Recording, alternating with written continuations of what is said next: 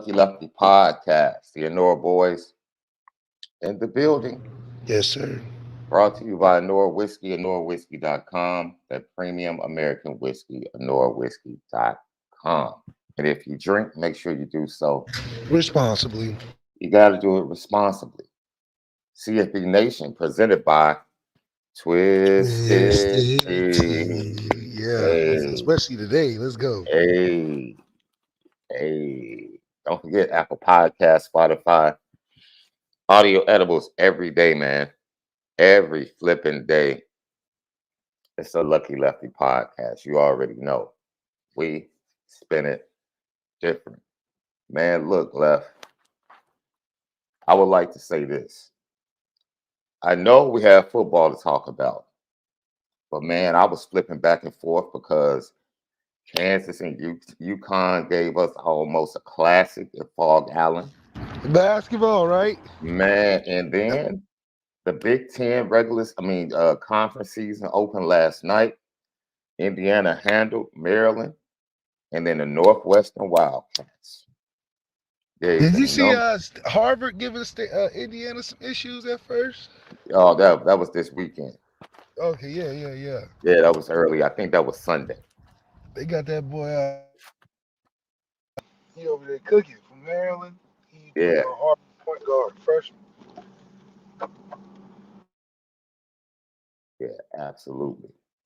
But the Northwestern Wildcats, bro, pull off the upset at home at Welsh Ryan, 92-88 in overtime, bro. And it was the game of the night. Nothing was There's close. the game of the night. Nothing was close to this game, bro. Nothing. Let me tell you something. Chris Collins is doing an absolute amazing job. An amazing job, man. They made the tournament last year, and they kind of exposed Purdue, bro, defensively. Yeah, I mean, those places usually find those really good coaches. They just don't have the overall talent to supersede them. That's all it is. Northwestern, you might have heard of it. It's another great place to get a great education that exists in the world. They got a good basketball program. It's better. Hey, Paulo, don't be disrespectful like that. It's not Collins from Duke. It's Collins from Chicago. Get it right. Get it right. We're not going to start that. It's too early this morning. Not gonna start that. That's right. It is not Coach Collins from Duke. It is Coach Collins from Chicago. That's That's it. right. Mr. Illinois. Like, let's get it. Let's come on now. Is it going to be? You think the basketball season is going to be pretty tough? Because college basketball gets harder to follow unless you're a fan of a specific team until the tournament. So, do you think it's going to be pretty lit this year? I mean, if Purdue's number one team in the country, then I think it's up for grabs for anybody. Yo, bro, it is it's interesting because I was watching the game and we can get into it because it's very interesting, bro. So you know what time it is. What's smoke?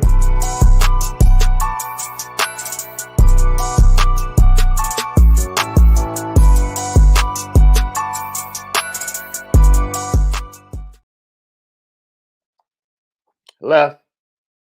I was thinking about the tournament and expansion that's coming next year. And you know what the biggest complaint from people has been? The semifinal games in the college football playoff have been snoozers.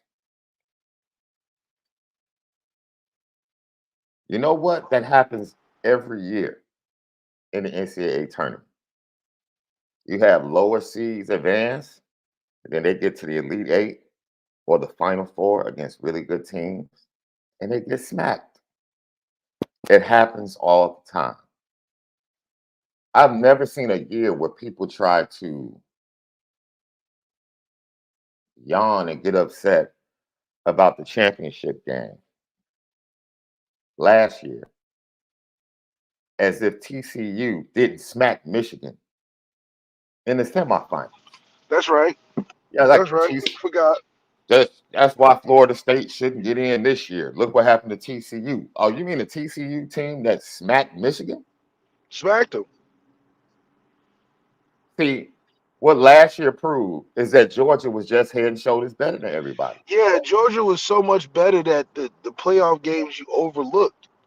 So you didn't even consider what happened with of the other three teams in the tournament outside that Ohio State game because you knew Georgia just had that switch and it was only one or two players in college football at that time that could even present Georgia a problem and they played in that playoff game with Ohio State. But Max Duggan, absolutely no chance.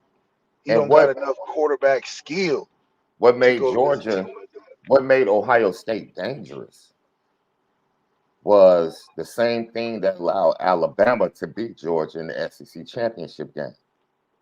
Elite quarterback play, two really good wide receivers. Ohio State had the exact same thing. Generational quarterback Yes. and two really good receivers. Tua Tagovailoa had Jerry Judy, Devontae Smith, right? Jameson Williams is in there.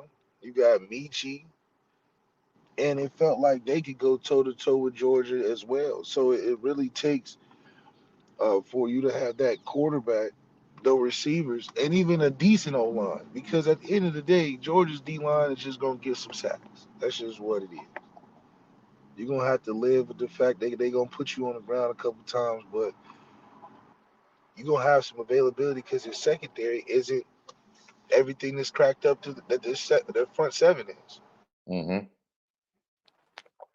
So there are some teams you brought up. We're going to talk about the Huskies in a minute. Frank McCaffrey makes a valid point. This year might be better. Quarterback play on all teams involved. If Texas gets in, oh boy, that defensive line is nasty. Yeah, but Quinn Ewers has to play. Cornelius is nice. Quinn Ewers has to have the game of his life, man. It just is what it is. There, look, the Georgia secondary is usually vulnerable. But if you don't have the playmakers to take advantage of it, what does it mean? What does it mean? Let's look at the teams that have the best shot to get into the college football playoff. Uh, Carson Beck has a couple more years. We'll see what scouts think about him pretty much after this weekend. It's hard. It's gonna be hard to read for him. I think if he just does his job, he'll be fine. But in terms of the talent wise, he's similar to a JJ McCarthy. I think JJ can run a little bit better, but they're two of the same cast. JJ McCarthy is forecasted to be a first round pick. Michael Penix forecasted to be a first round pick. Oregon is not in the picture any longer, but Bo Nix forecasted to be a first round pick. Quinn Ewers forecasted to be a First first round round pick. pick. Jalen Milroe is not forecast to be a first round pick, but heck, he's a heck of a playmaker.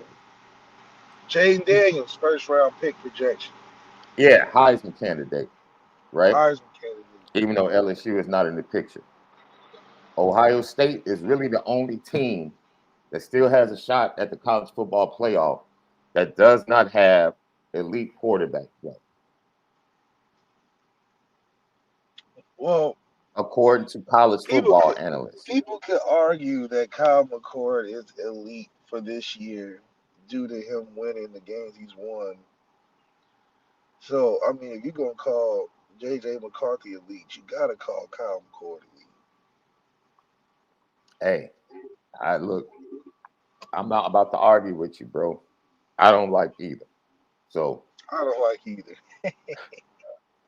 what's your point, SD, this morning? My point is, look, man, you need talent at key positions to win championships, man. That's right. Like, what? Dude, you need It's elite almost talent, bro. unavoidable. right? Jordan Travis was elite at the college level.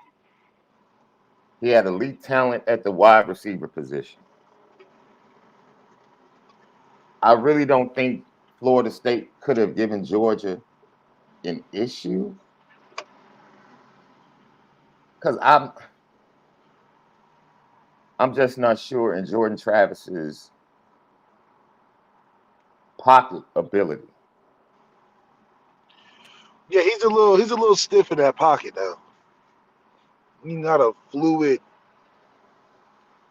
type of guy. He's more sturdy, stronger, a little stiffer, as you can tell. I mean, you gotta be stiff to have a guy do that to you on your ankle. You know what I mean? It Mm-hmm. just look like a hard fall. You know, some guys just fall like Tyler Buckner.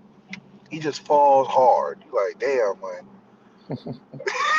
He tackles you, but it feel like you fell like that hurt. You know, one of those kind of things. So I do think that there's a lot of elite talent at the quarterback position, and it definitely. I love the fact that it was able to separate itself in a year where you're gonna have to win every week. And every week is a challenge. I think Michael Penix showed the toughest sled to be able to get that done, and then shout out to the team around him to be able to support that. I mean, you talk about two well-rounded teams, Georgia and Washington, definitely have been able to prove that this year. So, let me tell you something. Share with you a conversation I had after the Pac-12 championship game on Twitter. We had a Notre Dame fan who watches us all the time argue that we're way off with Sam Hartman because basically he blamed everything with the offense on Jared Parker. That's the point. And his point was that Notre Dame had an accomplished quarterback, talented running backs, and talented wide receivers. And they're at home while Caleb DeBoer, who has 2 losses in 2 years, by the way, and those 2 losses came after Michael Penix, or one of those 2 losses came after Michael Penix got injured last year. That's right. And he said Marcus Freeman was a better coach than Caleb DeBoer. That was the first thing that made me laugh because I was like, based upon what? Based on what? Yeah. Caleb DeBoer turned around Indiana. Turned around Indiana though. That's And this dude has 2 losses at Washington. It's like, what are we talking about? And then I'm like, yo, what do you mean? Like you guys are always talking about how Hartman wasn't good. I'm like, he wasn't. No, the In the problem games he was was is that brought here Hartman was just good. He wasn't nothing else. he wasn't who you expected him to be. Yeah, and I don't think they want to admit the truth on that. You expected him to be in New York next weekend. Heisman, winning these games, playoffs. Everybody was writing these stories. Everybody. No. We just went even further and said he wasn't better than Jack Cohn. That's all. And We we ain't don't said mind. nothing wrong. We stand on that. That's right. We stand on that. So it comes from a debate that I made on IB Left when I said it's amazing how the narrative changes based upon the media and the fan bases. Because Caleb DeBoer had terrible game plans in inclement weather and 30-mile-per-hour winds with Michael Penix.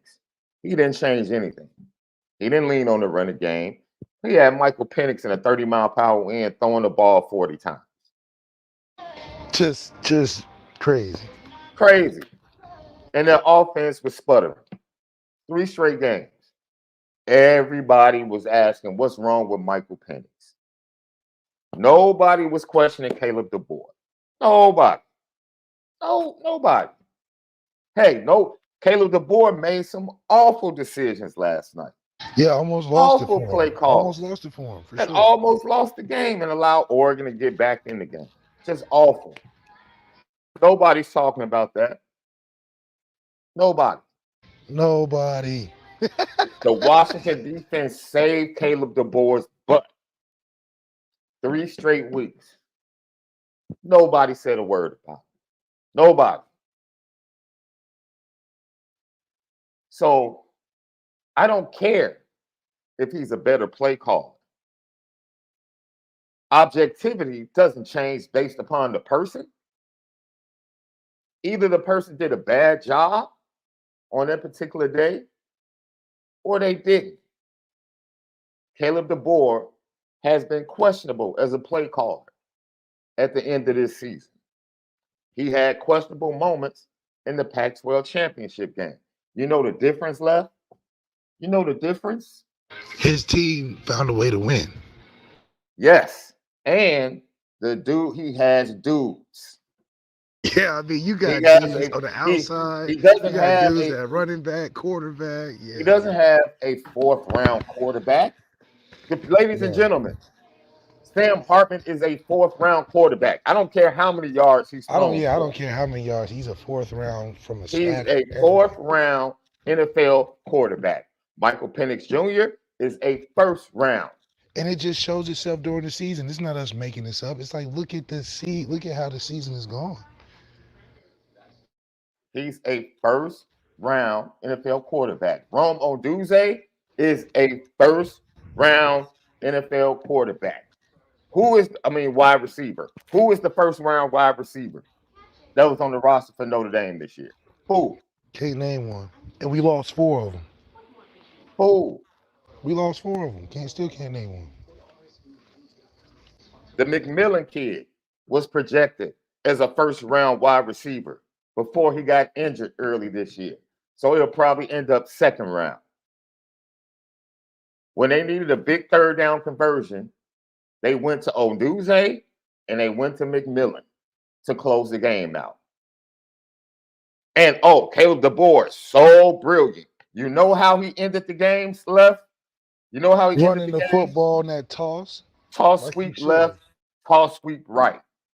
Like we Because he, cause told he, him, cause he almost had it to play before he came back to it, which is smart. Because I left, thought he wasn't going to come back to it. left. While he was trying to get cute with reverses and stuff in the second quarter and third quarter, what did we say while we were doing the show? He need to hand that ball off because he's Hand getting the scared. ball off to Yeah. Dylan Johnson, man. What are you doing? Dylan Oregon Johnson doesn't. was running like a madman.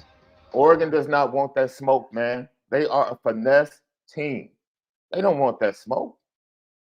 And once Jordan Burch went out, who's their best defensive lineman against the run and pass, and they couldn't get a rush, they took the two big plugs, run stoppers, out and went with smaller guys inside to try and get a pass rush.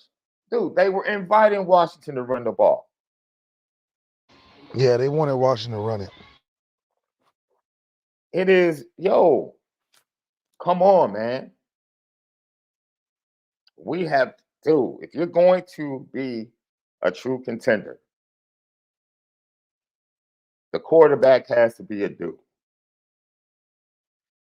Wide receiver, you got to find a dude. You have to. That's the way college football is right now. It is what it is.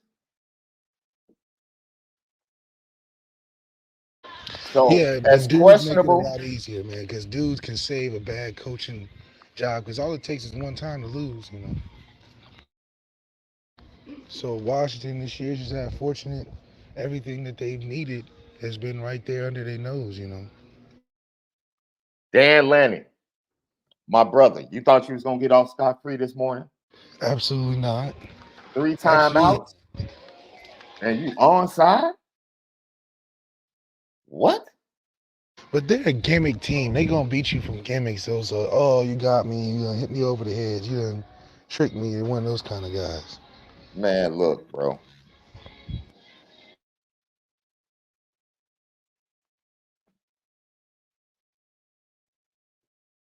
And see, this is the thing, bro.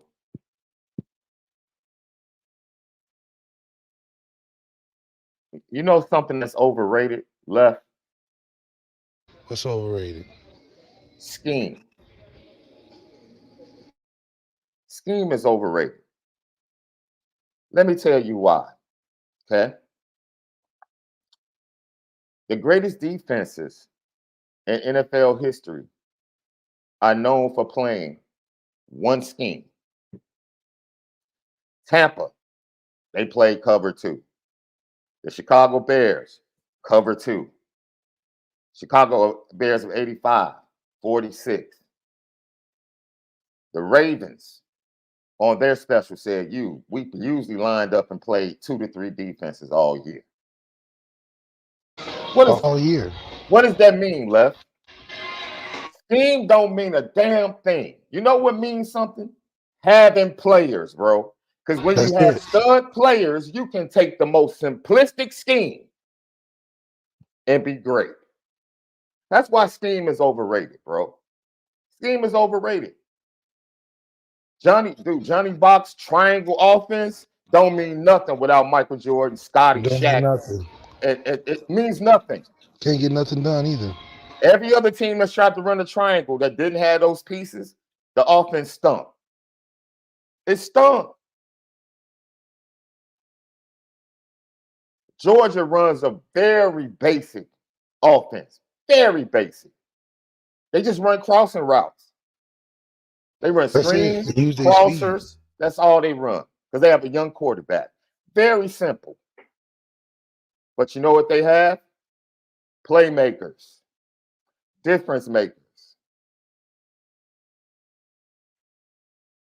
So let's talk about scheme. The most elaborate scheme offensively is Oregon, right?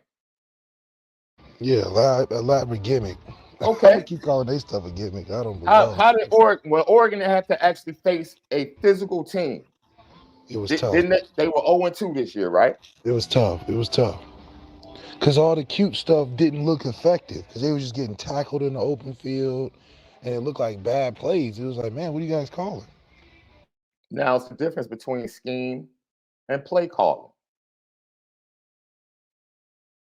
Right? You can have the simplest scheme, but if you don't know how to set it up, you pointed this out. You said, man, I wasn't sure Caleb DeBoer was going to go back to the toss sweep. I wasn't sure. I was because I saw because they almost broke it on. Yeah, they almost broke it on second down. They almost broke that one. I hope he keep it basic, you know. Mm-hmm. He almost broke it on second down. He went right back to it to the opposite side on third down because he could tell that Oregon defense, they were hoping that Washington threw the ball. Yeah, they was banking on it. It was like, please throw the ball. We'll take our chance there. Come tackle somebody. Yeah, come tackle somebody. And he was running hard. Johnson, he was running hard. Absolutely. Alabama this year. Let's see. This is what Alabama this year. Nick Saban said, you know what? We running the ball, throwing deep. Jalen Milroe, make plays. That's it. Simple awesome dude. Yeah. Tommy Reese is running the same plays he ran in the Gator Bowl, which was a simple game plan, dude. Passes to the running back in the flat, deep passes like to Braden Lindsey coming across on the post.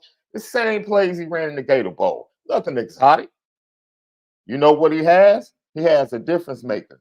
And you got difference makers. And a difference maker at quarterback. So all this credit we want to give to coaches. That's why people are being ridiculous now, trying to throw dirt on quite possibly the greatest coach in NFL history. You know why? Because all the players he had are gone. And that Patriots way without the players don't mean nothing. Don't mean nothing. Don't mean a darn thing.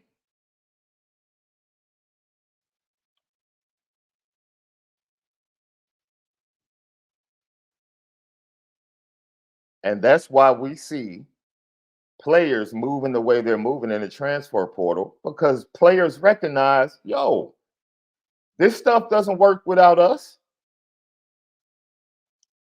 Jimbo Fisher is not sitting on $76 million without Jameis Winston, because he hasn't done a darn thing he since ain't that. nothing since then. Nothing. His whole legacy as a head coach is built on Jameis Winston at quarterback. Well, the whole narrative of him being some offensive genius is built off of Jameis Winston making him look good for them 2 seasons in a row. Gus Malzahn, he's done okay since he left Auburn.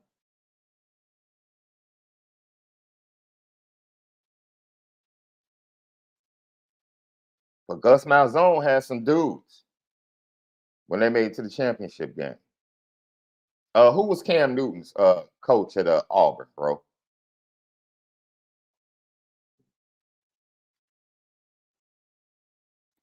I'm trying to think because it wasn't Gus Malzahn.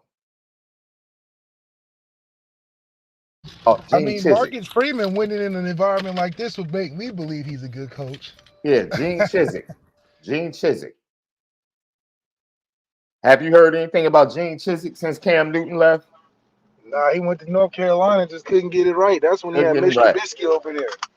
Yeah, thank you for proving my point. He didn't have a dude. We get so caught up, man, on schemes and coaching, and dude, it has its place. Nothing is more important than having dudes, man. Norvell at Florida State was mid as a coach. He was seen mid. as Remember him at Arizona State? Mid. Just a big mid burger. All of a sudden, Keon Coleman comes over with some other transfers. Jordan Travis gets better. All of a sudden, oh, what a great job Mike Norvell has done. Come on, man. That's right. Come on, man. Jordan Travis made him. Like, come on, dude. Like, the scheme is only as good as the guys you got, and that's what makes coaching so hard, is because a lot of these egghead scheme guys don't know how to fit what they do to the players they got. So it goes down to a couple ways of getting it done. Either you're a master recruiter to fit a system, but you can't coach. You're a great coach that can't use your system to the players, or you find that mix and you get players that are really good that fit what you do. Marcus Freeman has a bunch of players that he can't get the most out of, and that's a lot due to, in my opinion, relationships and chemistry.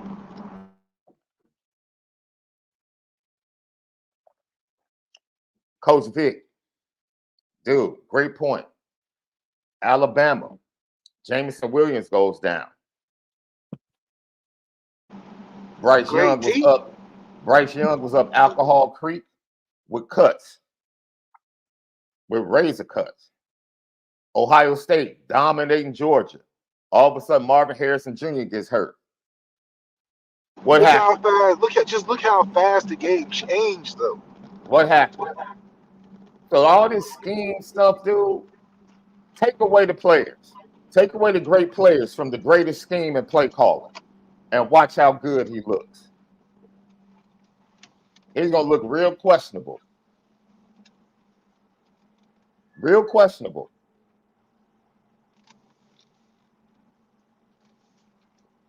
So I'll trade. I'll give you a question. I'll ask you a question, Left.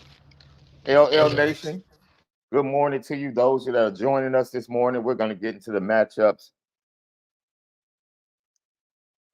in a second on championship weekend. Left, who, in your opinion, is the best play caller in college football?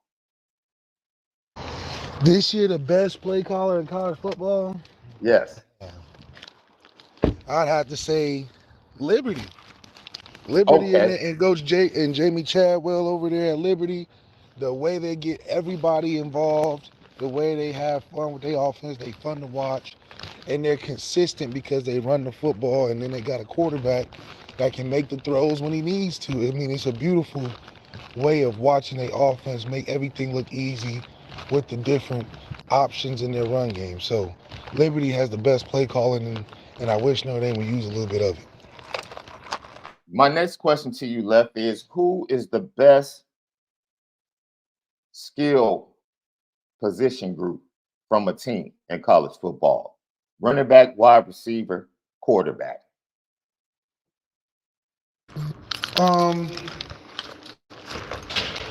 I like what Washington's been able to do as an Okay. offensive unit. Receivers are consistent. Running back is efficient. Not the lead of the team, but efficient. Got a call Okay. on him, you know. Okay. And obviously the quarterback's making it work. Because Ohio State and USC have a lot of great talent at receiver, but doesn't have the run game to complement it efficiently as well. Okay. So you took Washington, skill players, and Jamie Chatwell as the best play caller.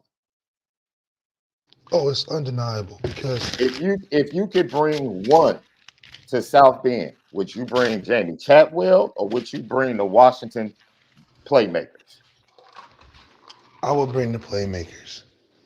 Because you'll find a coach that'll be like, oh, I know how to use this and that. Or even if it's not a great play call, I got some playmakers that can make it down and eight, third down and eight, game on the line. I just need a back shoulder.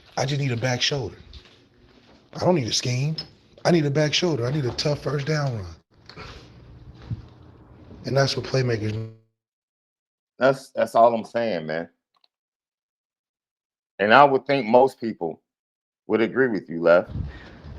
Give me the playmakers over the So coach, bro.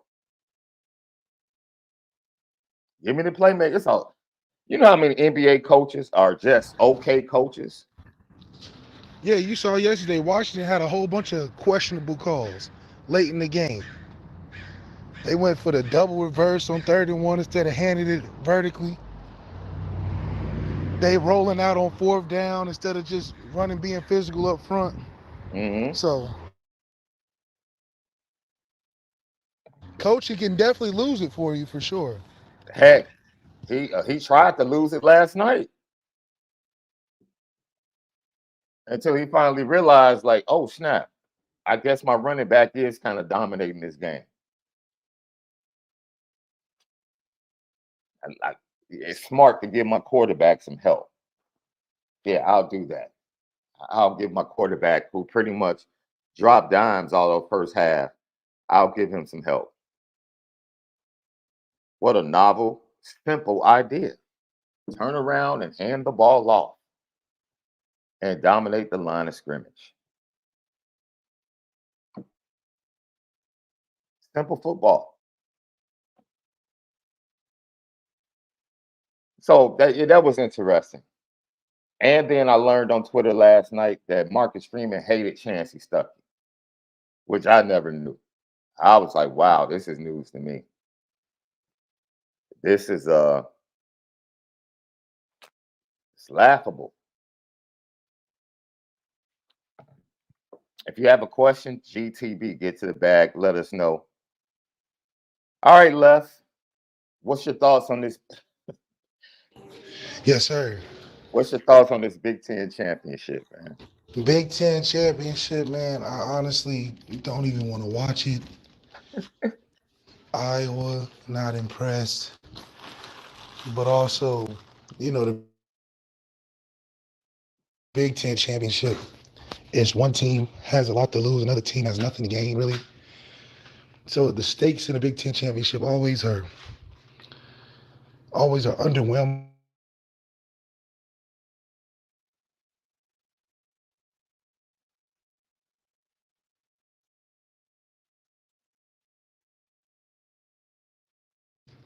Did you hear me? It's always one side of the conference is stronger than the others. So this is one of the championship games every year that I probably fall asleep to. Last Hmm. time I thought it was interesting was when they had a Wisconsin team that had a good running game and a good quarterback. Other than that, it's been every team that has everything to gain in playoff contention versus a team that's just trying to spoil their season. So Big Ten championship game, I got whoever's on the East. Well, what is the East division? Because the West Yeah, is the trash one, right? yeah. It won't be trash next, but definitely this year, and for most years, Big Ten West is pretty suspect. Lucky Lefty podcast. Left would try to reconnect. Um,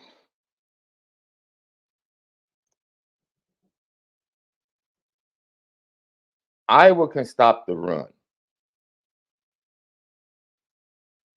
And they're really solid and fundamental. They just can't move the ball at all, man. It just can't. And it's my choice for the most boring game of the day, right? But Michigan might mess around and keep Iowa in the game with turnovers and just penalties and all types of stuff. Who knows, bro?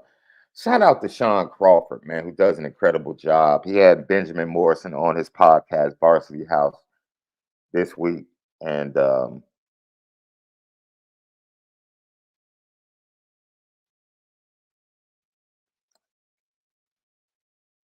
that pass that J.J. McCarthy made against Ohio State, that everybody's like, "Oh, that was a dime," and Sean Crawford's like, "No, that wasn't a dime. That was a horrible pass that should have been picked off. The DB had terrible technique and turned the wrong way. Like, oh, he threw it in between two guys. Like, the ball should have been thrown further to the outside where he led the receiver. Wasn't a dime. The coverage was perfect. The DB turned the wrong way. And it was like, it made it through, you know? And so moving forward, I just question Michigan's ability. Michigan could get dominated again in the college football playoff, depending upon who they match up with.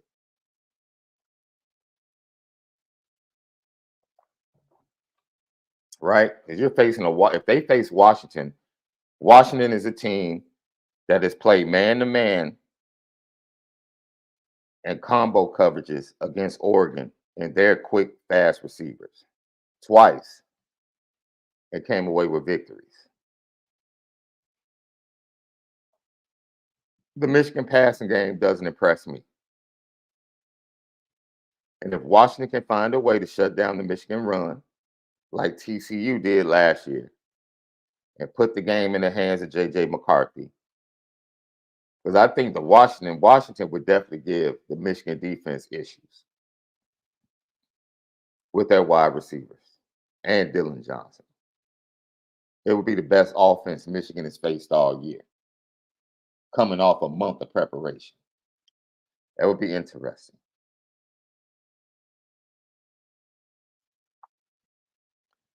Florida State, Louisville. What do you guys think about this matchup? Third string quarterback could possibly be playing. The backup Rodman, it's a game time decision. Louisville coming off a disappointing loss to Kentucky at home. I really don't know how to read this.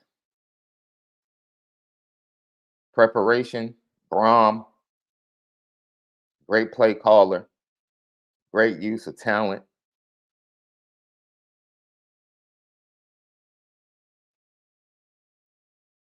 Louisville should, I don't know if dominate is the word. Because you take away the quarterback, it makes a difference. Florida State has some dudes on defense. It's not like, Jared Verse is still a dude. He can still dominate a game, take over. They still have Keon Coleman and. Oh, you talking ACC championship game? Yeah. Like Florida State still has dudes, right? Duke Guys is that in can be shambles first. right now, yeah. Who? Duke is in shambles right now. You know, they got You guys. mean Louisville? Oh, yeah, Louisville. I still don't trust Jack Plummer, so. He got outplayed by Devin Leary last week. But that's not saying much. You know, Sam Hartman should have been out playing Jack Plummer in that game, too. Mm-hmm.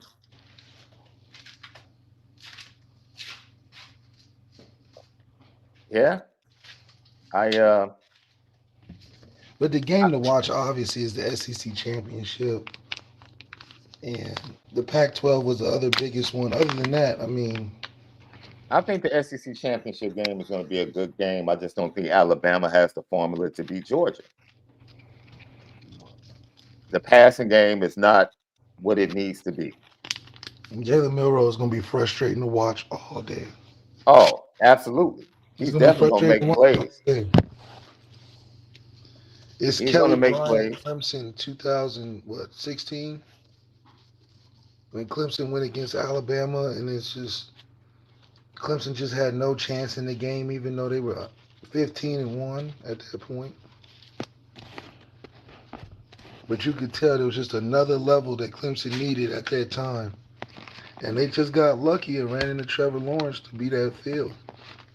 Because the games look totally different from when Kelly Bryant played him the year before to when Trevor Lawrence played him the year after. So what's your read on the SEC championship game? I got Georgia winning late, but I think that there'll be opportunities for Jalen Milroe to step up as a better player, and he's just not there yet.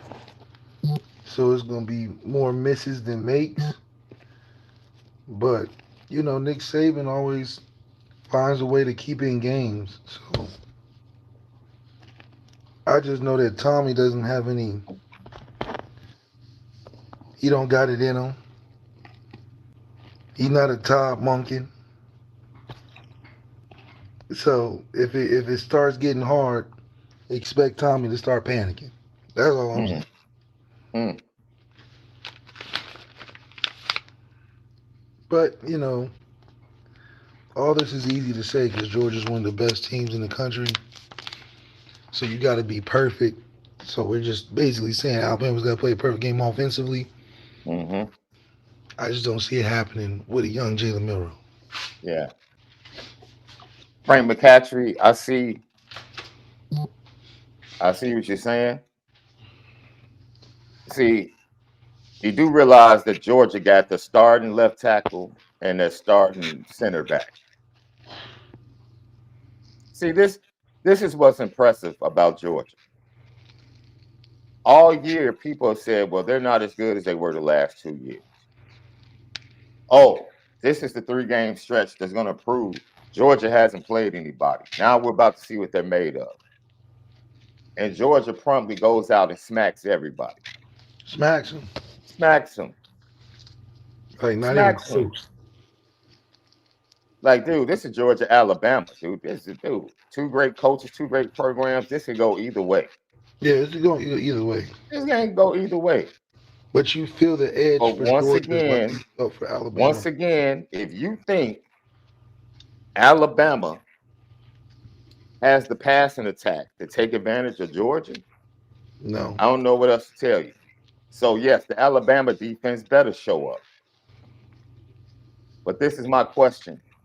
Who in that Alabama secondary is stopping Brock Bowers? Who? They couldn't stop the tight end from Texas. Running down the middle of the field. Go watch the game against Texas. Sanders killed Alabama. Who's defending Brock Bowers?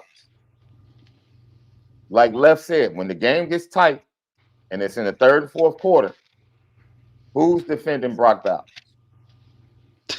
Because, see, they don't need 5 seconds in the pocket to get at Brock Bowers. They give it to him on a jet sweep. Yeah, they can handle it. They can give it to him on a quick screen. They can run a quick slant. He can run a crosser. And he can run past you. It is what it is.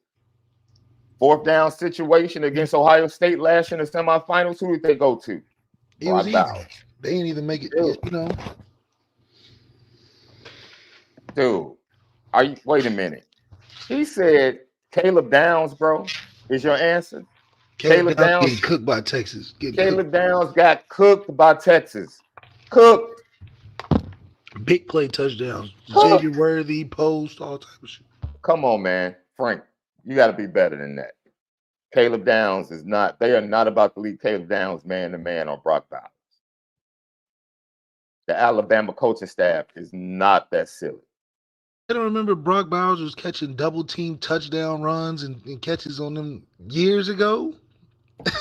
He was catching double teamed, like contested catches and then breaking the tackles and running to touchdown. Like he was doing insane stuff years ago. Yeah, yeah. It is it's gonna be a great game, man. It's gonna be a great game, but we do.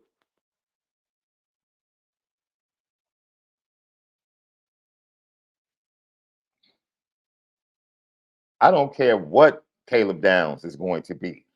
He can't stop Brock Bowers man to man.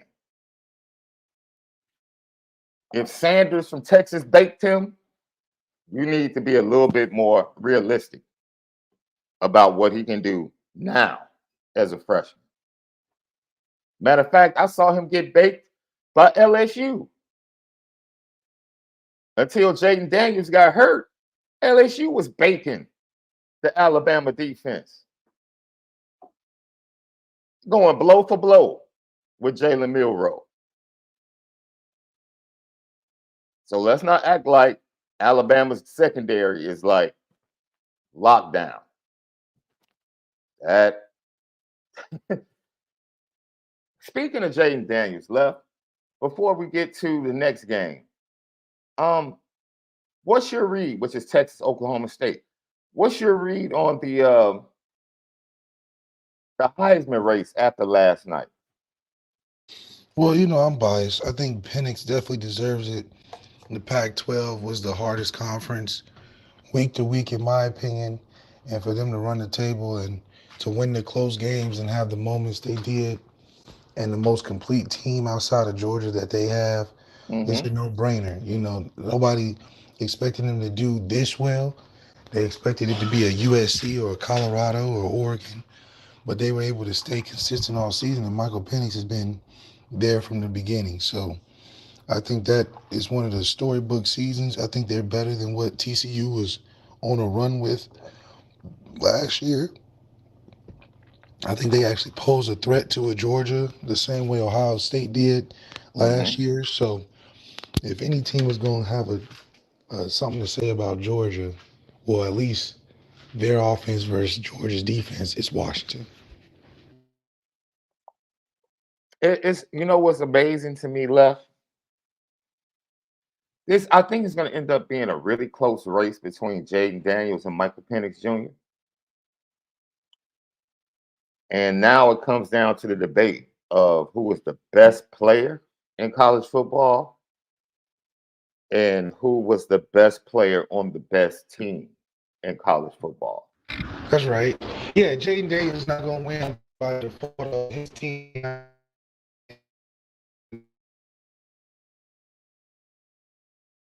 Standard we hold the Heisman to, we usually go for the guy that's has the best record on the best team. And I think Jaden Daniels' numbers, if the Mm-hmm. wins were to match it, he would more serious, um, be in more serious contention of actually winning it.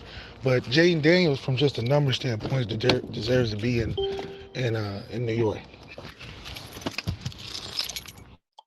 I think it's going to be a very interesting vote. I think Heisman voters will be split. Jay Daniels will probably win the South and the East regions. And this is when regions matter. And Frank, that's a really good point. With Washington coming into the Big Ten, people in the Midwest now might be willing to give their votes to a guy from the West in comparison to previous years. That's a very interesting thing to watch when the breakdown comes out from the voting. But I definitely, Penix should dominate in the West. He should dominate in the Midwest. Daniel should dominate the South. And I think it's going to be a close vote, man. I really do. It shouldn't be though. I mean, I think the moments stand out for what they do, and it's hard to look past anything that Michael Penix has been able to do as an undefeated guy. I mean, Jaden Daniels' numbers are there, but You can't look past that.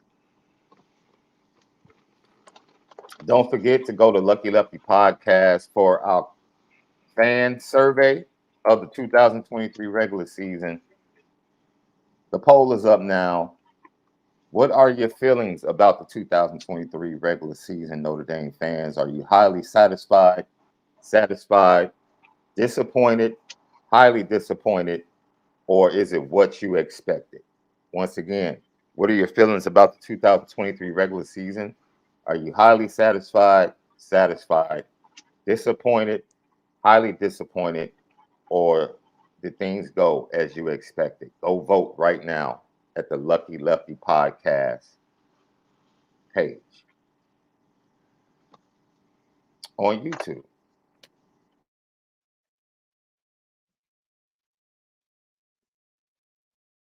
Let's see, Jay Griggs. I think it's exactly what we expected it to be.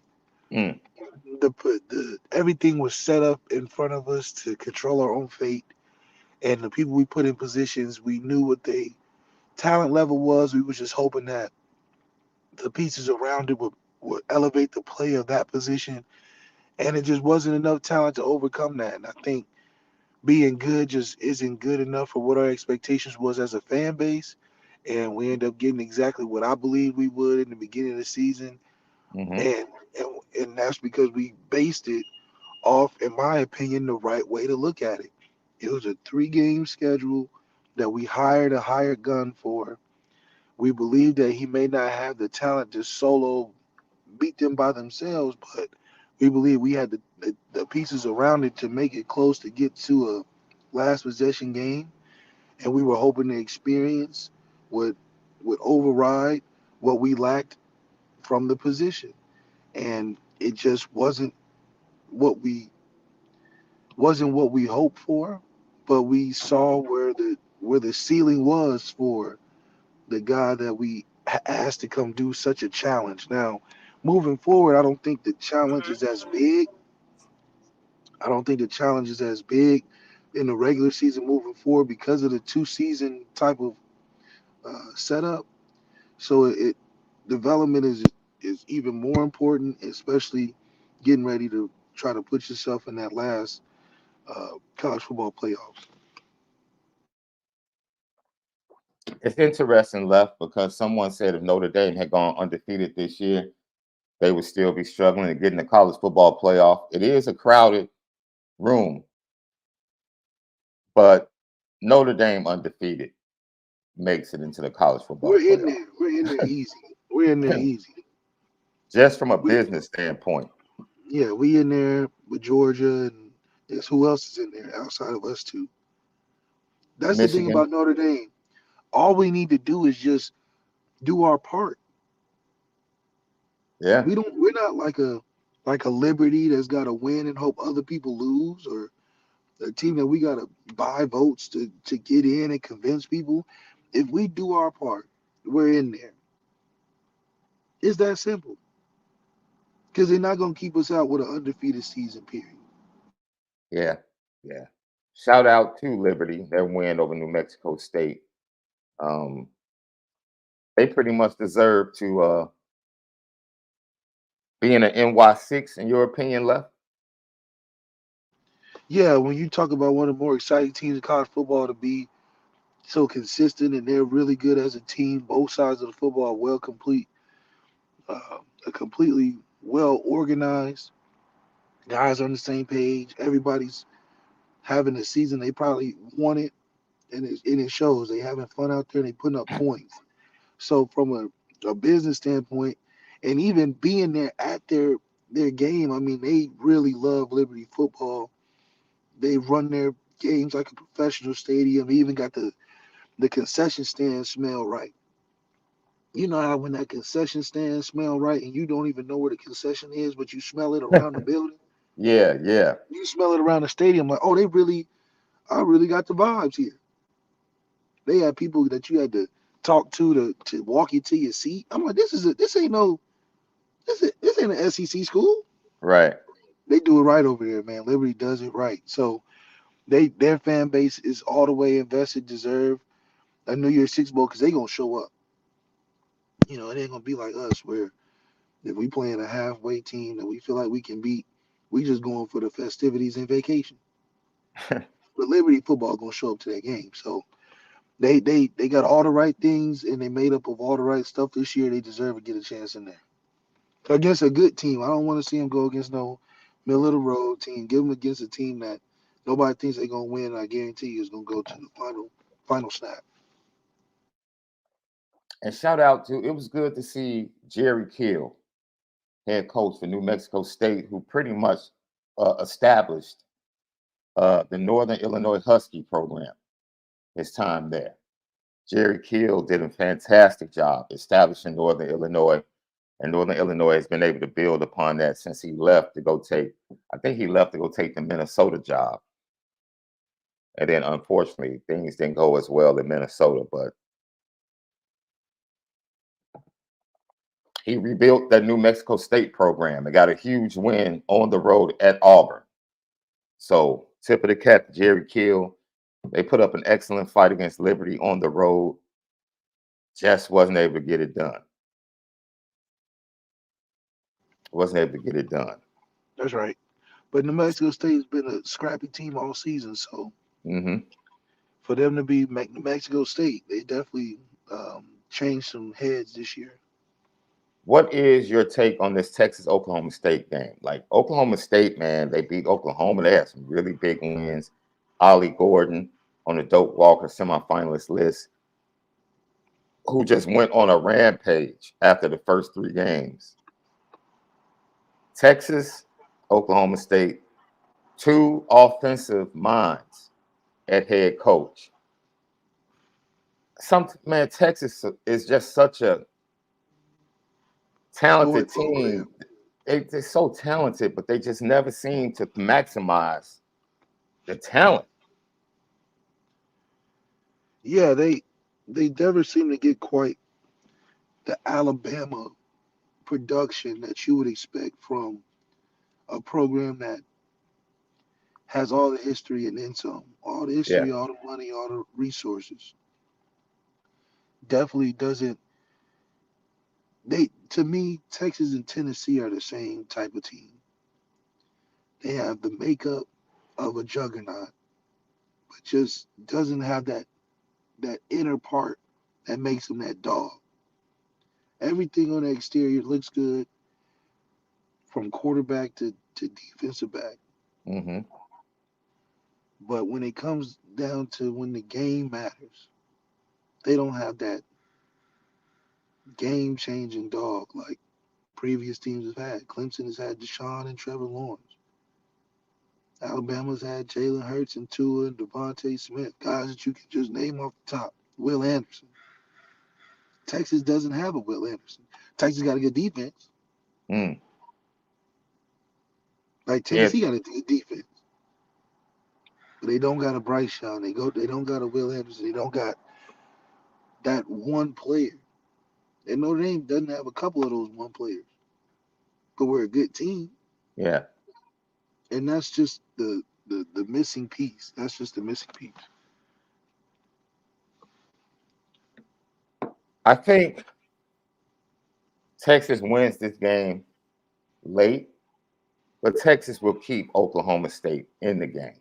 That's just what Texas has done all year, man. That's right. Very impressive against Alabama, double-digit win on the road, and then they get into the conference play where they're more talented than everybody else. They jump out. They're killing Kansas State. They let Kansas State come back. They should have killed Kansas State. Kansas plays a close game against them.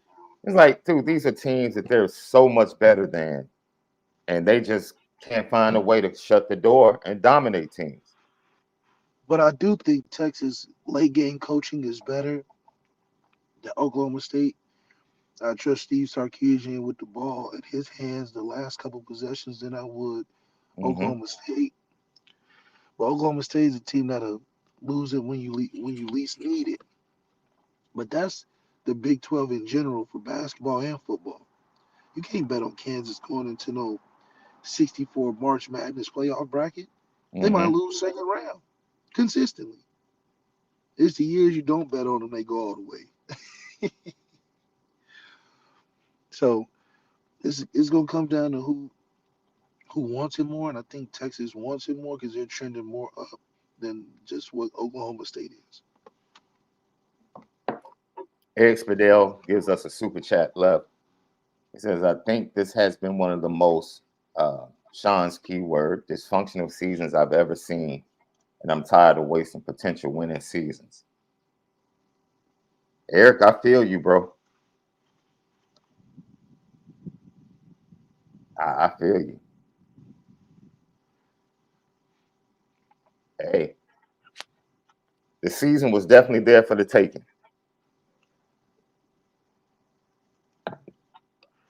Season was definitely there for the taking. It was there, but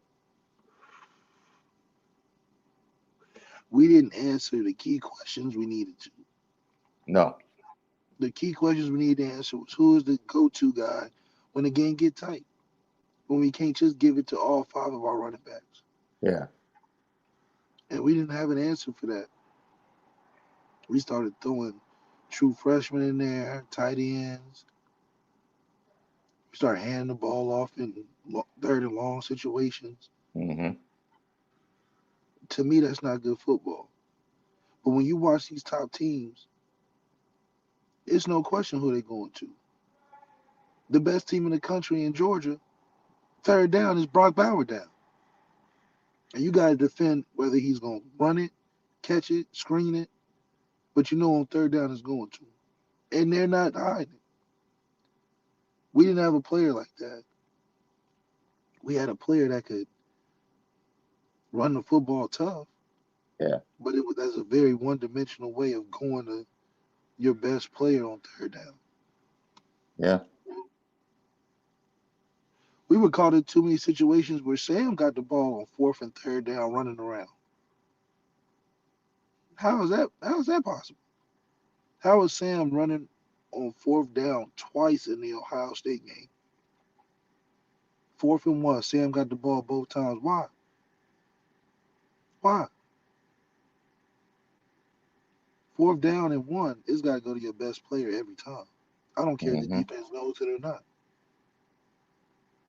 I don't care if the defense knows it or not. So understanding that about us is something that I wish we would latch on to more because it comes in clutch when the games matter. Mm-hmm. When Washington said the game was on the line, me and you both know who they were going to go to, and we're not even on the team. Yeah. Me and you both knew who they needed, what they needed to do to win, and the game wasn't even over yet. You would have thought me and you was in the locker room at halftime making adjustments because we said the same thing. We used our eyes and noticed right away. Oh, they better hand that ball off to that running back. That's 7 yards of carry. And what they do late game? Went to him twice in the last 2 minutes. What do Mm-hmm. we do in late game? Take the guy that we hand the ball off to off the field. We take him off the field. He gives us 8 yards on the first carry, and we take him off for the next three.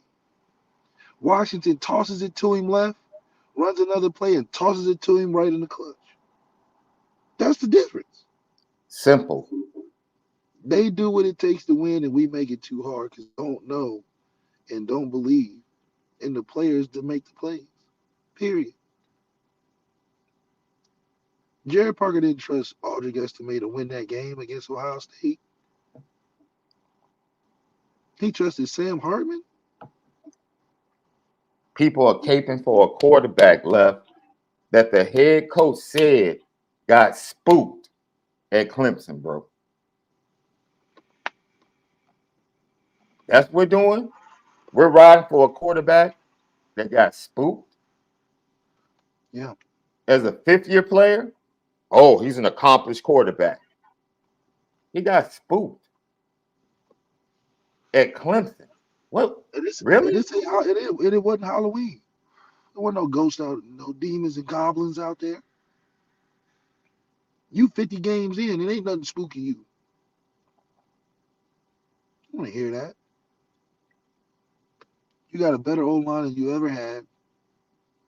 one-on-ones on the outside that you probably haven't seen a lot of. You getting spooked. Come on, man. That's that within itself. It was 12 in the middle of the day. It wasn't even dark outside. No, wasn't Death Valley at night? And you spooked in the middle of the day, walking the park. Sun didn't even begin to set because the game was so early. So I'm not going for that. Said that man was spooked, left. Let's get to some of these get to the bad questions. Lilo Galante, what does Gino? This is a good question for you, left. What does Gino Gaduli bring to the offense besides being a quarterback whisperer? Does he bring a lot of input to this offense? What's Gino's and Jared Parker's relationship in terms of chemistry? We're gonna find out in the spring because I just don't believe that Gino had a. I don't believe that Gino felt like his impact would be felt in a season where he can't really get his hands on the guy. It wasn't until halfway in the middle, towards the end of the season, where I even was seeing Gino talk to Sam. First Mm, 4 games, I couldn't find Gino around Sam other than give him a high five.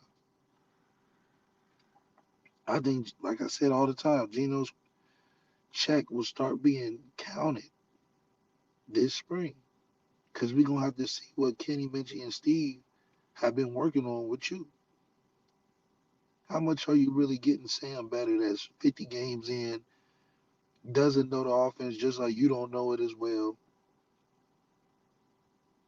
I don't see the impact that he really has because, I mean, Gino comes from the RPO and all of that, so that wasn't even what we was doing. mm-hmm. So I think Gino's first day, I want to see what you put out there with the guys that you've been with the whole season in the background. What he's going to offer is hopefully telling Jared Parker what his guys are good at and what they're not. You had a whole season to witness. Whole season is kind of pick their brains, get on the same page. So it'll jumpstart us by doing that. What's going to backfire on us is if we bring in another dude who don't know the offense, who's one and done. That's going to hurt the room. But also, what are you trying to get out of it? We don't need to win now. Our schedule's way lighter than years before. So what is the message you're sending by bringing in another guy out of nowhere and you've been cultivating guys in the room? What does it mean? I mean, it's the third year doing it. Yeah, We don't need to do it anymore. yeah, So it's really a catch-22 for Gino because what's the point of being a coach if you're taking in first-year guys every year? You got to get first-year guys every year to learn something when you've been working with dudes in the room every year in the background, getting them ready.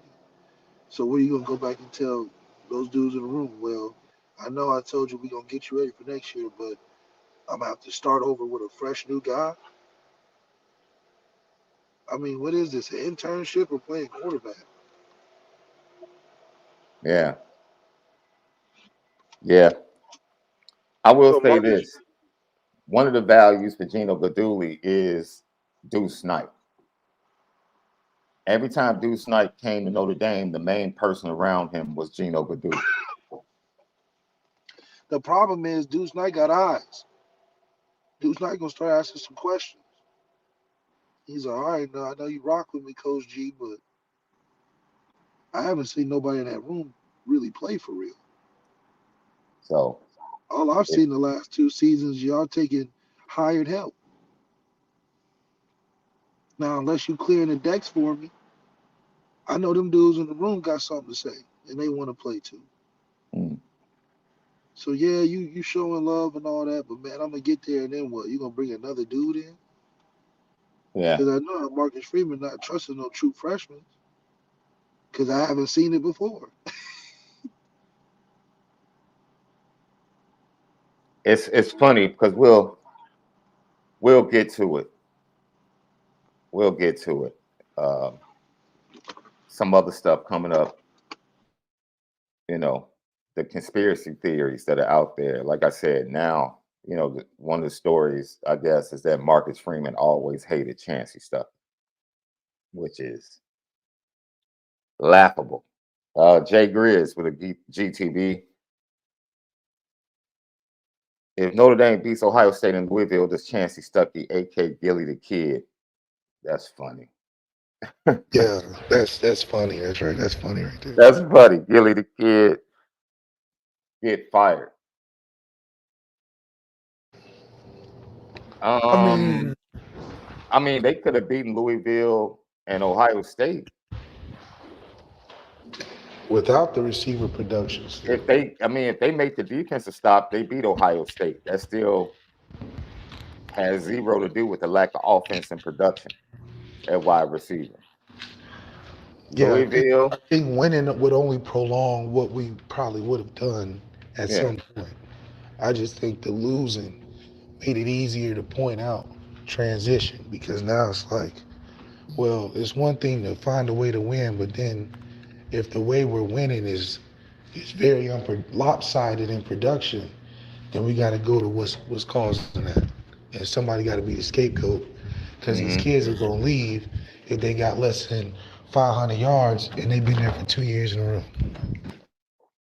Another GTB question: should Indy go into next season with 3 quarterbacks with a chance of losing one to the portal?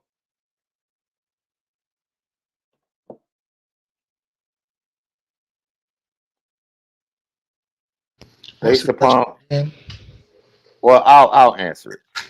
Notre Dame is going to lose a quarterback to the portal. I think once, based upon what I've heard, um, the quarterbacks they're going after should make Steve Angeli think about his future. Oh, with a transfer? Yeah.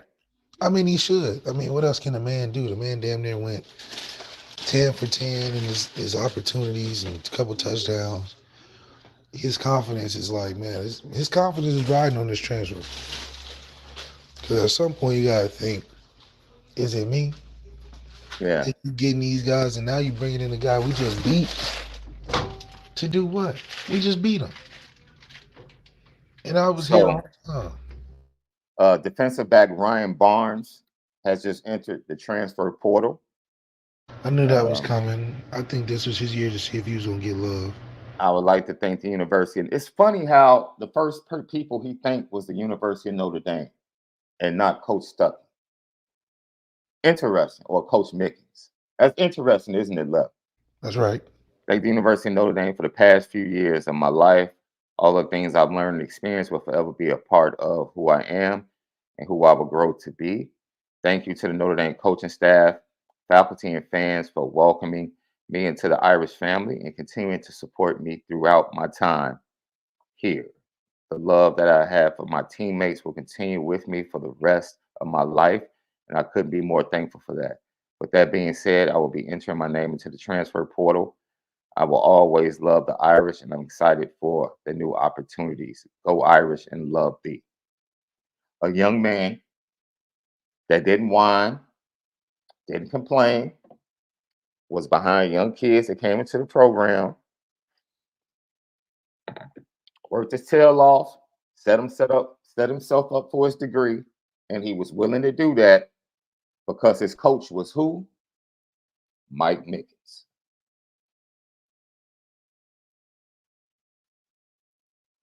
There you have it. There you go. A young man that felt like I'm not playing, but I still don't feel like my time is wasted Yeah. at the University of Notre Dame. Yeah. Coach Vic had we got to his question. Let's see.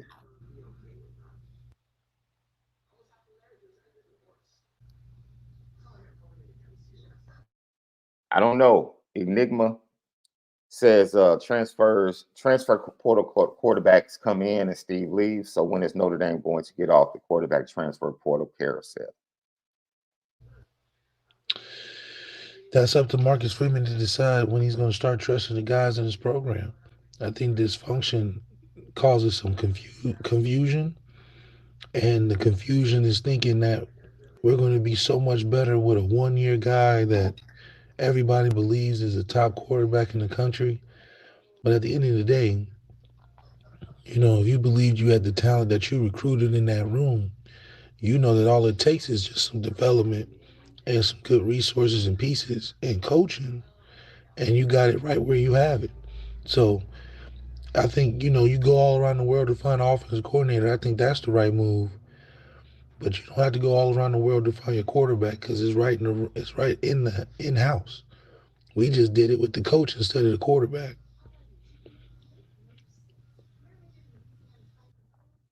Yeah, yeah. So we are going to have one final discussion. So Notre Dame fans, LL Nation, call your friends, call your neighbors, as that cat Hawk Harrelson used to say, and let them know, hey, it's the last time on Lucky Lefty we talk about these transfers and chancy stuff. Because after this, there shall be no more. Line your questions up. Line your comments up. Because we're going to get to it. We're going to get to it.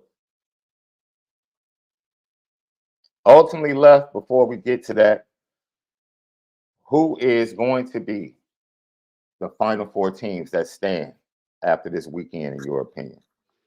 Well, Washington was one of my picks. So it'd be Washington, Georgia. And then I think Michigan is going to win just because the Big Ten is probably the most lopsided conference championship. And then I do think Florida State will find a way to win because they're a good team. I just don't think they'll get into the playoffs. So which one loss will it be? Texas? Will it be Ohio State? Who sneaks in the back door? If Alabama wins, Alabama. But if it's the back door, I think it's hard to deny Ohio State just because they've lived in that 14 playoff the history. But who knows? Maybe if Texas wins in style, they may be the ones that get in there because they beat Alabama. So Yeah, they beat Alabama, even though Ohio State's right there. Uh, the politics of it all, we could definitely see it come to the forefront. But I'm going to go Washington, Georgia, Michigan, Texas. that'd be nice. And I think Georgia will play Texas. And I think that Washington Michigan game, dude, It'd be a blowout. no, think about this though. It's going to be beautiful because one of the semis is the Rose Bowl. If you get Washington and Michigan to close out the Rose Bowl, that's beautiful. That will be beautiful. Because that's Big Ten, Pac-12. The last time we'll see it in the Rose Bowl in the college football playoff in the semis. The narrative will write itself. The storylines will write themselves. That's true. That would be beautiful, especially if it goes into the third quarter. It's a game, and the sun starts to set, bro.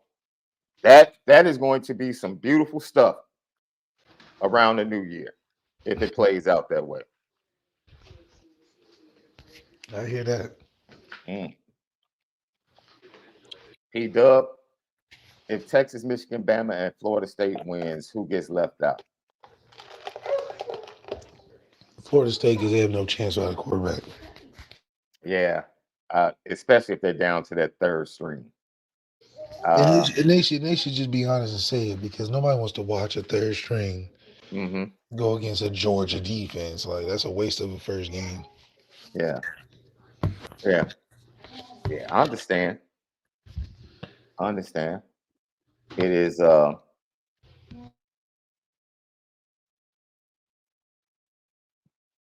Yeah, I understand. UW is definitely in. That's one team that we can book. Now it's whether UW ends up.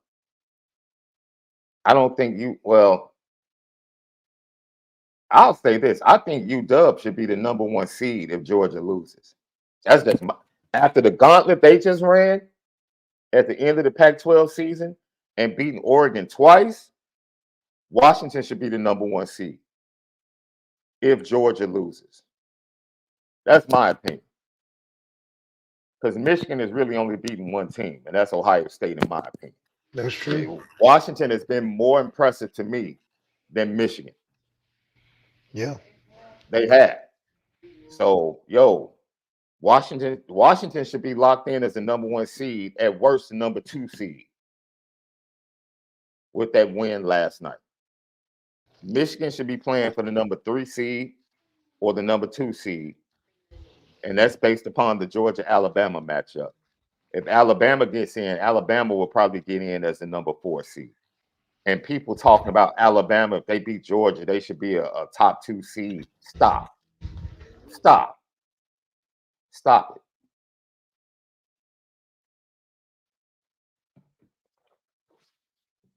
Washington had to be a top five team twice. Twice. And ran off like four consecutive victories or 4 out of 5 consecutive victories against ranked opponents to end the season. Yeah. Like, come on, man. That's when you put the brand of Michigan to the side and all of that stuff and just look at it like, yo, what Washington has accomplished, Just for one season is amazing. yeah, it's pretty amazing, man. It really is. It really is pretty amazing. Absolutely, Left. So let's switch over, right? Left. I would do is we give credit. I've given credit to Mike Gooseby on this show before when he was talking about Kingston and his analysis of him as a linebacker, and he put up a really good post earlier when he talked about losing Flores and Braylon James to the portal, but he said, "Yo, Micah Gilbert and Cam Williams have higher ceilings than both of them." And he was like, "So with that being said, if you get the right coach in here, Notre Dame should be okay with Micah Gilbert and Cam Williams coming in." I told man, his assessment is spot on. When people want to sit back and say, man, Rico was this, Rico was that, I didn't see Rico run by a defensive back all season. Not one. So, possession receiver, solid possession receiver, route runner, productive, yes. But my question to you, Left, is how hurt are you by these transfers?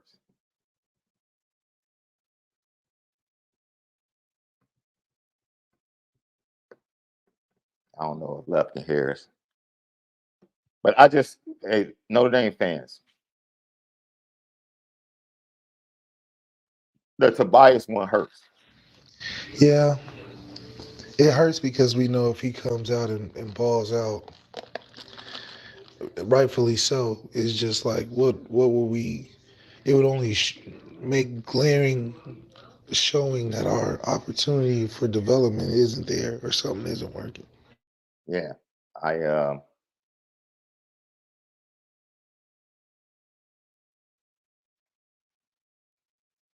I don't know. I just don't know. Disappointment, yes. Um, but heck, that's been the whole season, right? Dysfunction, yes. That's been the entire season. But as far as,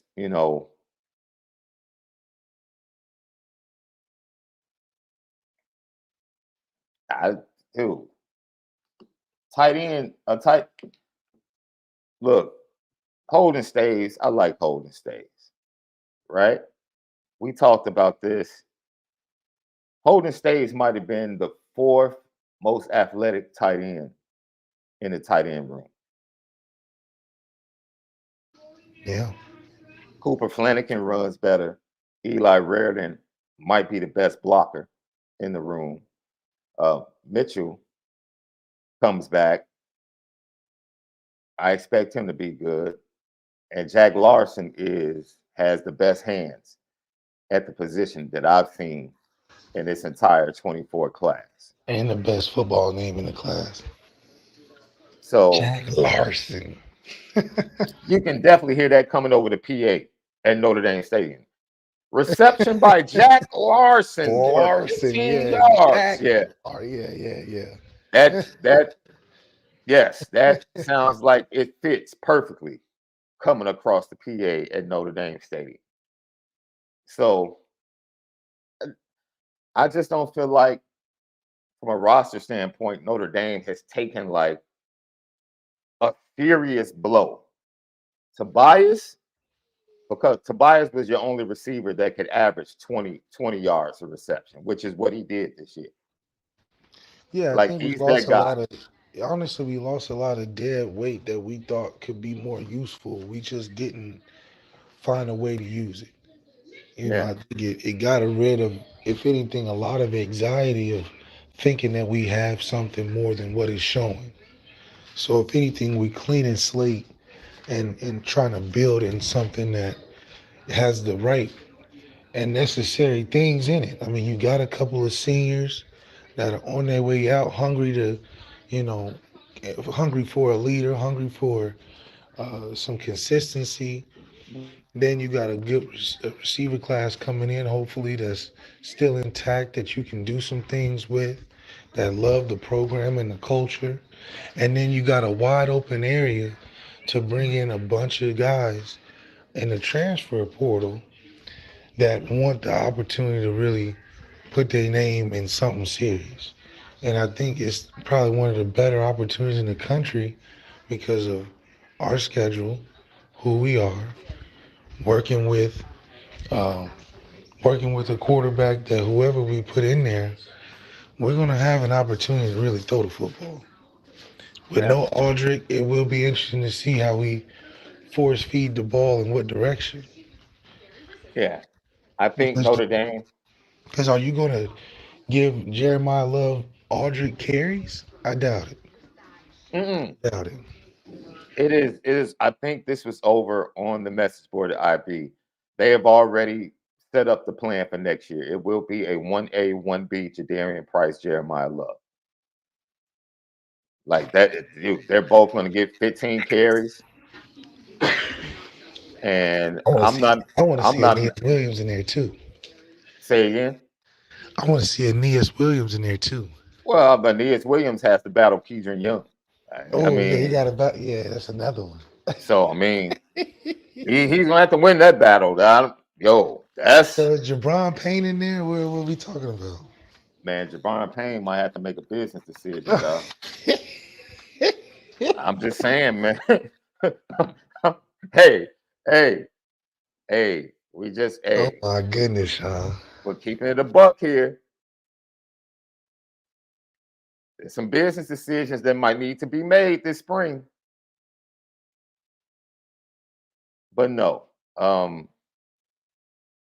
you don't want to see, especially in that wide receiver room, you don't want to see the exodus that's happening right now. But yo, Notre Dame needs to go to the portal for 2 wide receivers now left, and they need size and length and speed. They need to go get some guys that are 6'2", 6'3", that can play on the outside and run. That's it. That's it,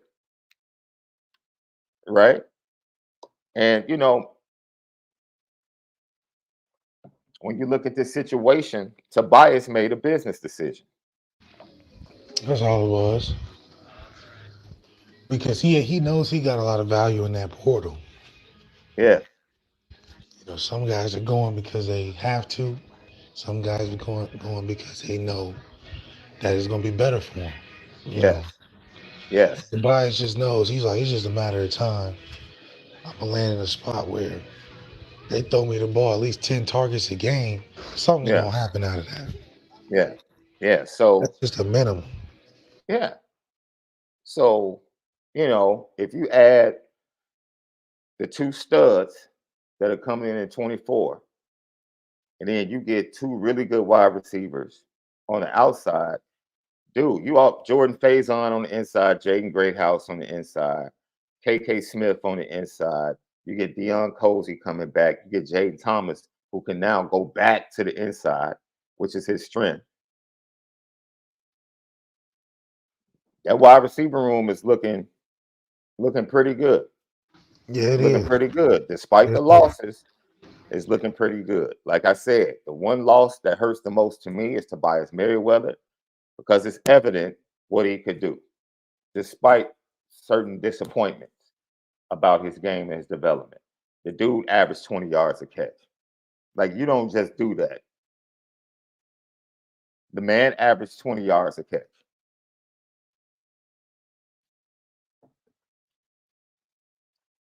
Yes.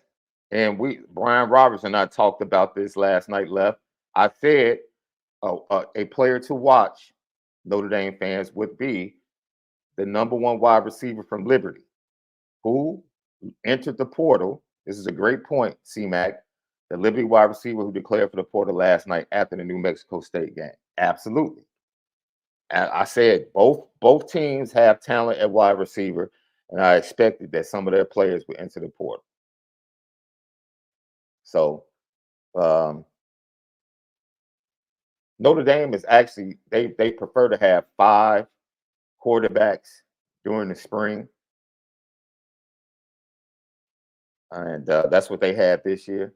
So don't be shocked if Notre Dame takes the guy they're going to take in the portal, but then another guy, whether it's a PWO or another scholarship, because they prefer 5 quarterbacks going into the spring.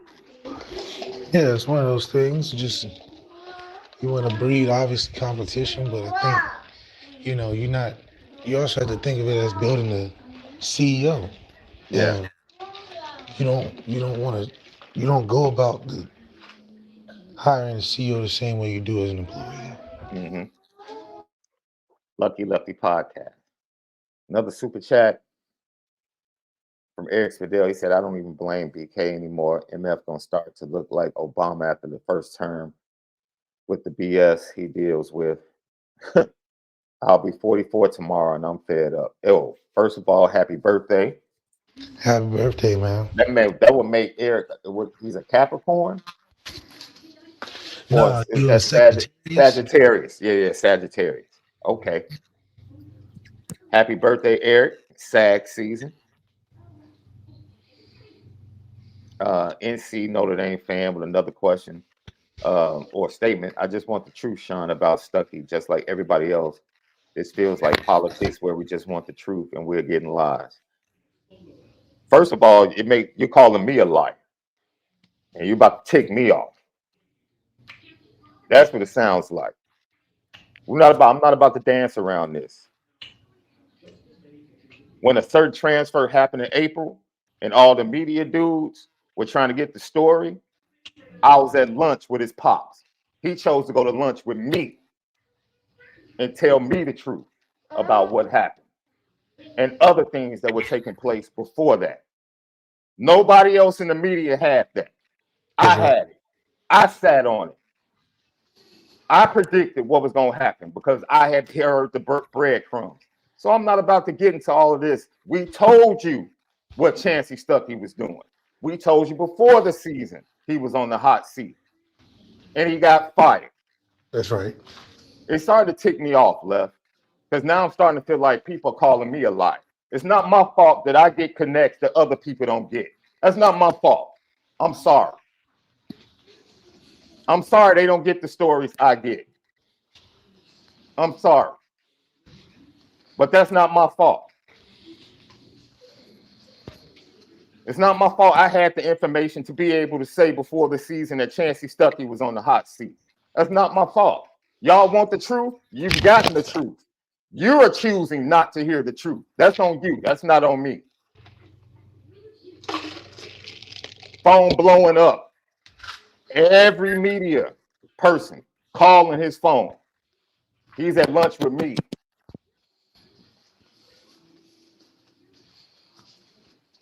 That's not my fault.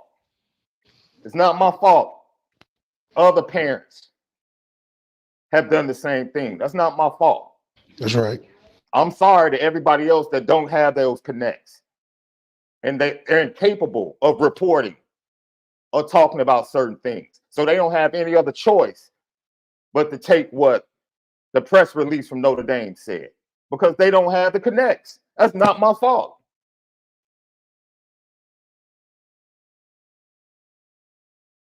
That's not my fault. So you can believe what you want to believe at this point about the situation. You can fall for that sucker stuff of, well, why did everybody leave if they fired him? Because it's 2023. And people have the right to leave. They have the right to leave. There's a thing where Deion Cozy chose to stay. He heard the same pitch from Marcus Freeman, and he chose to stay. Tobias and his dad heard the same pitch, and they chose to go. And that changes nothing that transpired. Nothing. Same experience. Changes nothing. You know, people do have the right to choose how they want to react. If you're a man and you screw up in a relationship, you can apologize, you can bring flowers, and you can make all the corresponding moves. And that woman still has the right to say, it's not good enough. that's I'm right. done. All of y'all looking for this CSI forensic stuff. Well, this person left, so that doesn't make sense. Or this person stayed. Man, y'all can play those word games and all that other bull crap that everybody else is putting on their message boards. Everybody else doesn't have the facts that I have. Period. And I don't apologize for that. Put in that work. I was going through chemo, putting in work, getting information. That's right. It's not my fault. I wasn't even able to be around during fall camp and was still getting information and breadcrumbs, which is why I can make a statement like Chancey Stuckey was on the hot seat and stand on it. That's right. And look what happened.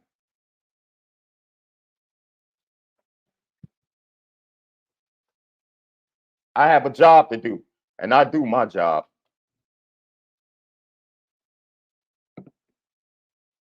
I do my job. Period. Playing this game. I told you the dude was a bad communicator.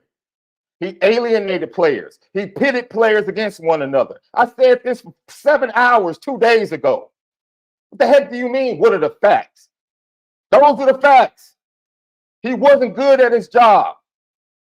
Those are the facts. And he had homeboys. He had parents. He had parents, multiple parents in the room that wanted to put hands on him. Those are the facts. Stop this clownish bull crap, man. Stop falling for that Alice in Wonderland down the wormhole stuff. Well, we haven't heard anything like that. Yeah, because you don't have the connects. Too bad. If the people aren't telling you, I don't know what else to tell you.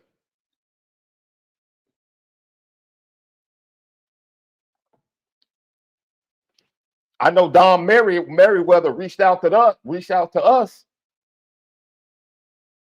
had a conversation with us after they chose to leave. I don't know if he did that with everybody else. I know he did that with us. So I don't know what other people can report. I don't know what they can report.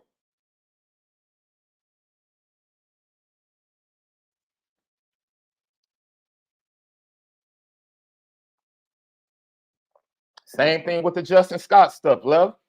There's certain people that can only take what Notre Dame is telling them about the situation. That's right. They think that that's the source. I can call a dude right now. Right now. I can get word of mouth. And on National Signing Day, I don't even have to bring it up. I already know Brian Driscoll's going to bring up the bookmark situation that took place with Justin Scott and his parents and why things went left. That's right. I know I have that information. I know Brian Driscoll has that information. I don't know if everybody else has that information. So if everybody else doesn't report it, that doesn't mean a darn thing. That just means they don't have it. Period. I told folks from the beginning, Notre Dame is getting out hustled. Notre Dame is getting out hustled. Notre Dame is getting out hustled. If y'all want to believe that whole NIL spin, there is no NIL spin with Justin Scott. Justin Scott was upfront with everybody. You can go read my first story on Justin Scott. He was upfront with Notre Dame, Miami, Ohio State, Michigan, and everybody that was recruiting him that NIL was a factor. Huge factor. It's 2023. Wasn't the main factor, but it's a factor. So yes, we're going to have conversations about NIL. Notre Dame had conversations with him about NIL, just like everybody else that recruited him. We're not about to play this game. And the bag he got from Miami, and see, wait a minute. Who was the only person in indie media that reported that Miami flew down or flew in all of their legends to talk to his mother? Because they knew they had to convince her to let him go that far away from home. They didn't bring them in to talk to him. They brought them in to talk to her. And they had another phone call with her, with legends from Miami, this Tuesday, where they finally got across to her and she finally relented. And that's when he flipped his commitment. And the conversation, part of the conversation was about, NIL. Because here's the bag at Ohio State. What's up with that bag in Miami? And Miami was flat out honest and said, we can't even approach what Ohio State is giving you. We can't approach that. But you know what the final pitch was by one of the Miami players on the phone left? The money will come. Follow your heart. That's real. That's what they told him. We can't match that. The money will come. Follow your heart. Yeah. He decommitted from Ohio State and went to Miami. Well, there you have it. So he didn't choose the biggest bag. Just like Jeremiah Love, who's at Notre Dame, didn't choose the biggest bag. Right.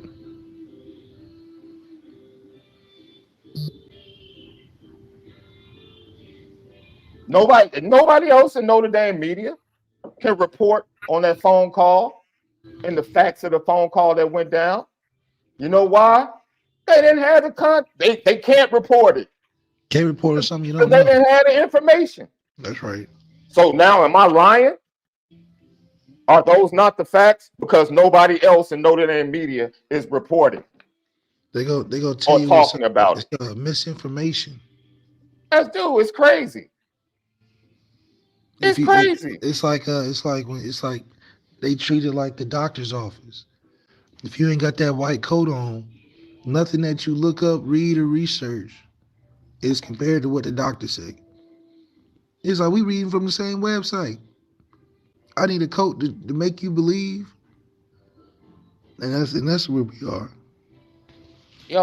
And Brian Driscoll had to tell people yesterday on the message board, like, don't assume me and Sean had the same contacts, because Sean has told some contacts that I don't have. He has contacts that I don't have, and then there are some contacts that we both have. It is what it is. I told people months ago Miami was out hustling Notre Dame. Months ago, January of last year. I was up front. I'm the one that said that another podcast tried to shade me on by showing a photo of Al Golden at one freaking basketball game. When Al Golden should have been in Chicago just about every week. You want to try to disprove my point that Notre Dame's being out hustled because he went to one basketball game. Man, miss me with that stuff. I know what I'm talking about. Because you know who was at just about every home basketball game, building a relationship and chopping it up? Me. Yep. I didn't see anybody else in Notre Dame media there. I saw Tom Lemming there. Yep. I saw Kendall Gill there. I saw Howard Griffith there next to Kendall Gill. There was a lot of people there, but I didn't see anybody else putting in that work or putting in work like that. Nobody. Nobody else was going up to Kenwood talking to Marquise Lightfoot. Nobody. That was me. I'm not about to apologize for having facts. I don't care what other people are reporting. If they don't have the information, they can't report it.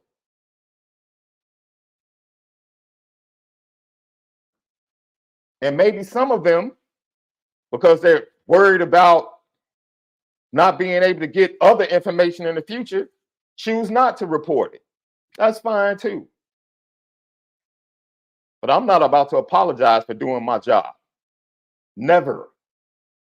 I would never apologize for doing my job. But what's not going to happen is no one's going to come on this show and call me a liar. Because I've never lied. I've made predictions. I've been wrong. But one thing you would never call me, I got too much integrity to go out here and lie on people. Too much.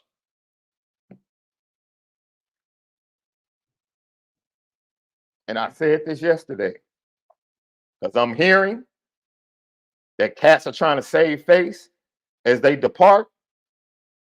My brother, my advice to you is that you need to let stuff die. Because if we drop some of these facts, some of these real facts,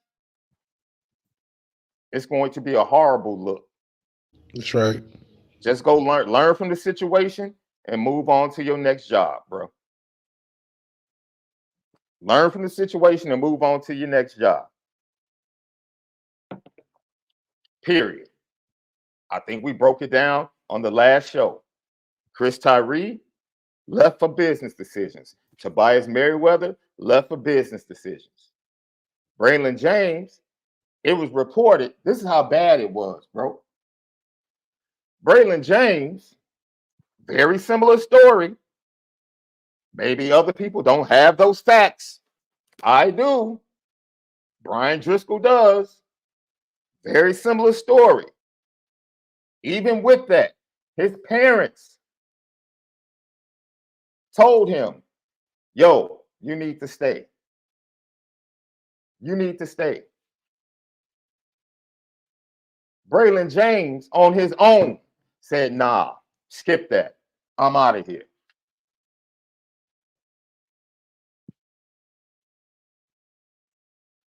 His decision. Story very similar to a former Notre Dame wide receiver. Very similar. Tobias, story very similar. Very similar. Oh, man. So now 1, 2, 3. They all, I guess they're bad apples too, right? That's right. They're bad apples too. Come on, man. Come on. Stop. Stop. Stop. This is not some great mystery, man. Why did Marcus Freeman know? Because Marcus Freeman empowers his coaches to have conversations on a daily basis with the players in their room about their stance within the program. He said this multiple times to the media at his press conferences. He empowers his coaches. Ultimately, it's his fault. I don't know how many times I have to say that. Ultimately, as a head coach, is your fault. Your fault automatically. You're supposed to know what's going on. But it's That's certain right. things I can't blame Marcus Freeman. Like, dude, that right there, there's no way he knew that was as bad as it was. Yeah. And I think that just shows that you can't play that game where you're almost not putting in the right stuff in the room. You know, it's one thing to have a lead dog in the room that you're pushing to be the leader of the pack, but the leader of the pack is defined by the guys in the room, not the coach. It's And when you start to force it and you're playing games to try to get an outcome that you want, football's too raw of an experience to mess up chemistry that easy, you know, and I really believe that's a huge thing in locker rooms and in position groups is that chemistry, the natural chemistry of the room. If you had a true superstar freshman like a Zachariah Branch in place of a Rico Flores, then I can understand how the room shows respect. But you putting guys that ain't number one receiver talent in front of guys that's veteran and been there, it's a respect thing. And then the guy that's playing has no loyalty to it. He just got there. He don't see the growth in being there when he just took over the room in one season. So I think fostering the right type of competitive environment for their receiver room, I think that's where it starts.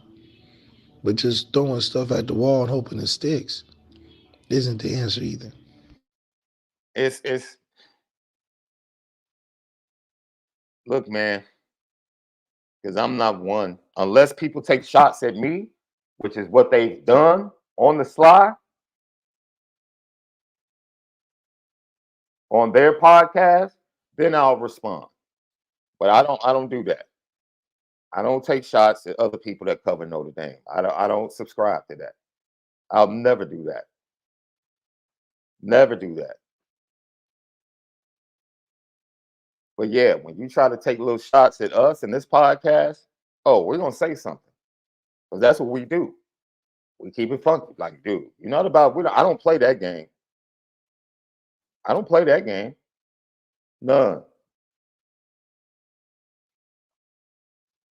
There was a person in the recruiting circle at Notre Dame that early on I thought I had an issue with. I thought they took a shot at me. Then one day I just happened to be in the building walking by. That person said, hey man, yo, I actually love what you guys do. Man, you're cool. That's what's up. I respect you as well, my man. I'm not that dude. I'm the dude that loves everybody. I don't care, dude. Cats have been trolling and coming at Pete Sampson. Dude, I've been talking to Pete Sampson on the phone, booking him for years when I was at ESPN. Knew Pete Sampson before I came to Irish Breakdown, started covering recruiting. I have no problem, man. What's up? Yo, what's up? I'll head nod you, say what's up. Eric Hansen, ask him. Every time I see Eric Hansen, like, yo, what's up, Mr. Hansen? That's all I do is show love, bro. That's all I do is show love. I mentioned the other day when I was talking about the situation, the first time I met Chancey Stuckey. Like, yo, I think it was Tyler Horker standing there with me as he was breaking down his vision. No issues with anybody. We sat 2 years ago at the Blue and Gold game. We sat at the hotel with a bottle of whiskey talking to Eric Hansen and his boys for like an hour and a half. Didn't we left? So people try to paint Lucky Lefty as like this outlaw podcast when it comes to Notre Dame. Don't fall for that crap. Don't fall for that crap. Ain't nothing outlaw about us. We just different. We choose to be different. That's all. It's nothing but love coming from us. Nothing but love.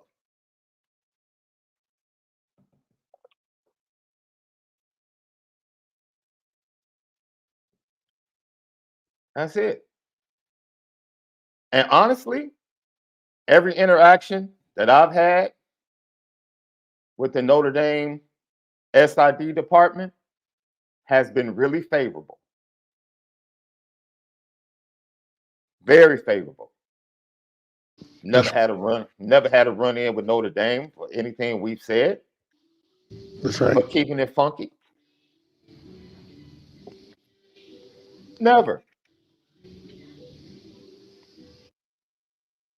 So, man, we just I can honestly say, in a sense, we're disruptors. We might just be disruptors when it comes to this Notre Dame media landscape. That's all it is. And we're cool with that. We're cool with that. Because there's a place for that when it comes to covering Notre Dame. And we gladly sit in that space and gladly accept who we are. We have no problem knowing who we are. None at all.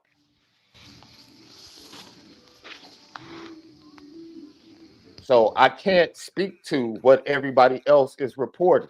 I don't know if they have the facts that I have. I don't.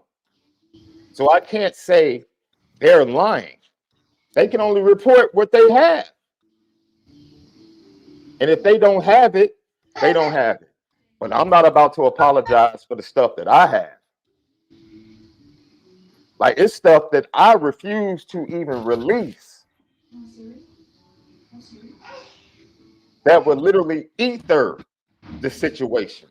Just flat out ether the situation. But I'm not doing that. That's not what I'm here for. That's some clickbait type stuff. I'm not here for that.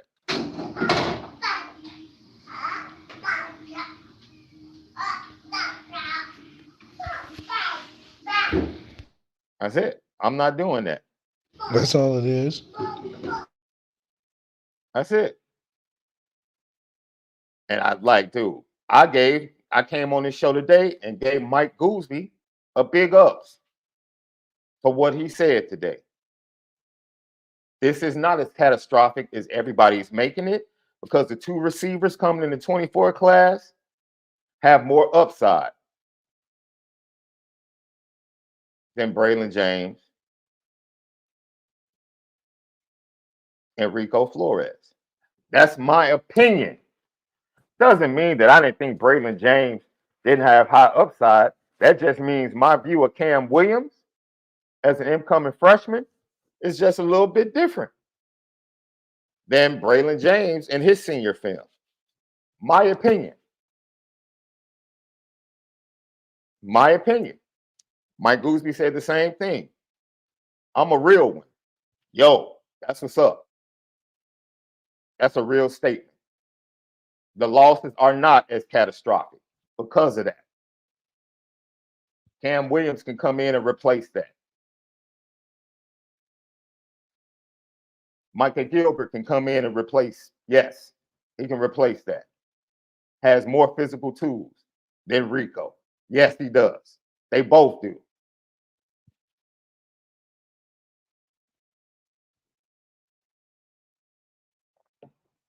Now, Notre Dame has to go to the portal. They got to go get some dudes that can produce in the portal. Period.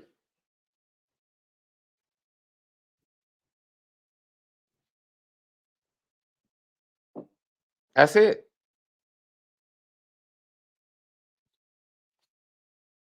That's it. I don't know what else to tell you.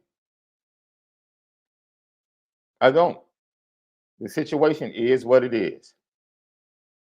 Yes, there's blame to go at the feet of Marcus Freeman. Absolutely. I don't tell me another podcast. Let me know. You guys listen to every other podcast. How many times have I gone hard at Marcus Freeman? It's been a lot. And I love the dude. After the Ohio State game, I spent the first 30 minutes of the show.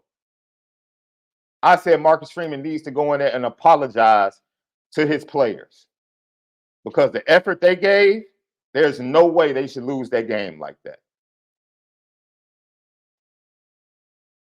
Every situation that's happened, I've said, yo, Marcus Freeman, yo, this falls on you as the head coach. Even with the Chancey Stuckey situation, hey, you heard the stuff back in the spring, the breadcrumbs that were happening. Yo, you should have been watching him a little bit harder. That's on the head coach. Said that.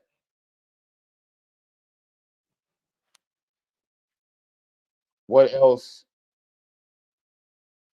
What else do you want? We give you truth. We give you objectivity, man. That's all you can do. Everybody can catch it on the Lucky Lefty podcast. Everybody.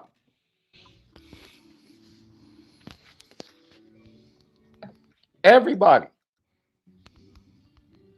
But see, this is the thing. Somebody else made this statement. I forget who it was. Yes, it is a trick bag as a Notre Dame fan when you go to different sites, different podcasts, which everybody should do. I fully support. Listen to everybody. Support everybody. We definitely support the love that we get from you guys. Support everybody that covers Notre Dame media. But just because we report different things doesn't mean that we're calling somebody else a liar. Now, unless somebody just flat out comes out on another podcast and says, yo, that person on that podcast or in that publication is lying. And that's something totally different. I've never heard of anybody, other than some sneak disses, I've never heard anybody come out and flat out saying, oh, those dudes at Lucky Lefty are lying. Yo, people at other publications report what they have. That's it. Brian Driscoll reports what he has. I report what I have. I reported things during the Carnell Tate situation that nobody else had. No, I do. I talk to Carnell's till this day. Does anybody else on the Notre Dame beat talk to him? Dude.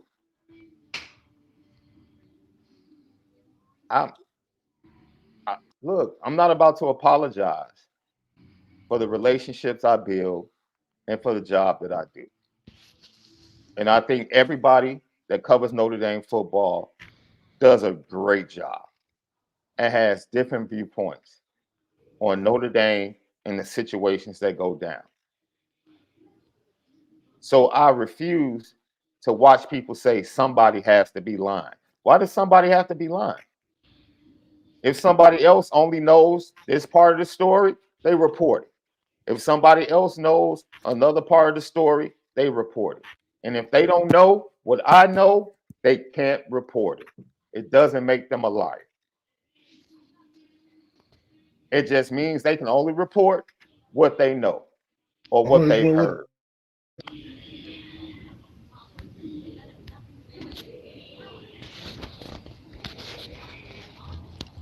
It's just the way left. That's just the way it is. Yeah. So stop allowing within the fan base, stop allowing people or to feel like you have to pit Notre Dame media against each other. Certain Notre Dame media, they get certain information, others get other information, and then they convey it. That's all they can do. as far as we're concerned, That's right. this is not a battle. This is not Anchorman 2 where we're meeting in the back of the warehouse with weapons It's not. as a battle of the networks. This is not Anchorman 2. This is college football, man. We're talking about 17, 18, 19, 20-year-olds, man. This is not. That's why I don't understand this whole forensics. Like it has to be more. Like, all right, man. Why can't it be everything or parts of all the information that's coming out? Other people are saying this is Freeman. Heck, we put blame at the feet of Marcus Freeman. So, and Jared Parker might share in some of the conversations as well. That's fine. But what we're not about to do was not about to take those facts and just erase this Chancey Stuckey thing like that never existed. Man, stop. Stop.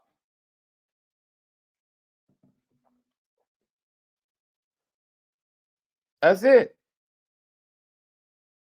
So you guys in the chat are absolutely right, man. It is something that seems to, and I've only been connected for 2 years within the network of Notre Dame media. And does seem like a situation where sometimes the fans pit information from different media outlets against one another. And that's foolish, man. Because honestly, you should be getting different perspectives. Everybody within the Notre Dame media, universe shouldn't have the same story. It's better when you have different point of views. And just because others have a different point of view doesn't mean that they're lying. Just means that they're dealing with the information that they have. And even if they have similar information to us, if they choose to ignore that information, that's on them. That's it. It's as simple as that. And so the Stuckey situation is unfortunate. It's not catastrophic. The transfers, unfortunate, not catastrophic. Now Marcus Freeman and his corresponding moves, the strength and conditioning coach, wide receiver coach, wide receivers in the transfer portal, defensive line in the transfer portal, quarterback in the transfer portal. Yo, you got to get the job done, man. You have to get the job done. And it's not about being good. It's about getting No. done.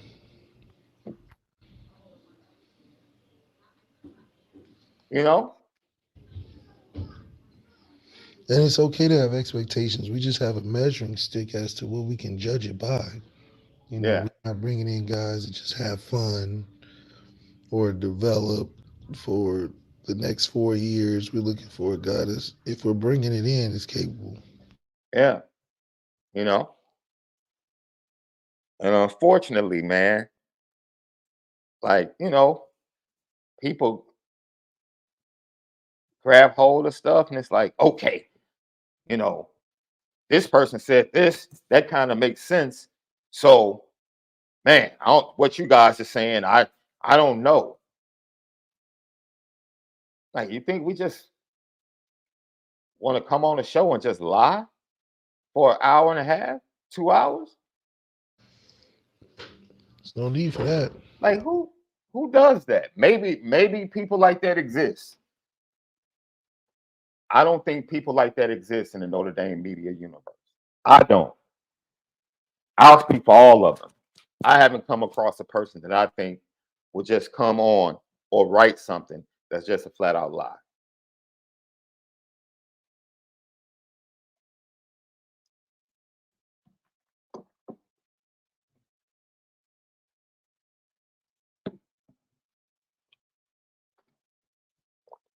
I don't. I don't. For the most part, I think it's one of the should be one of the most respected uh, groups of reporters, content creators, and podcasters in all of college football.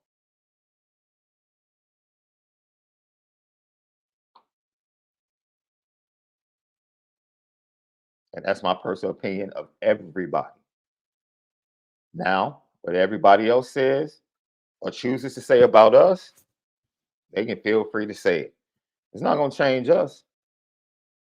We're going to move this. We're moving the same way, the exact same way. Floyd Stuckey has a question left. Why do we feel we have to go to the transfer portal for a quarterback and we have 4 and 5 stars in the room?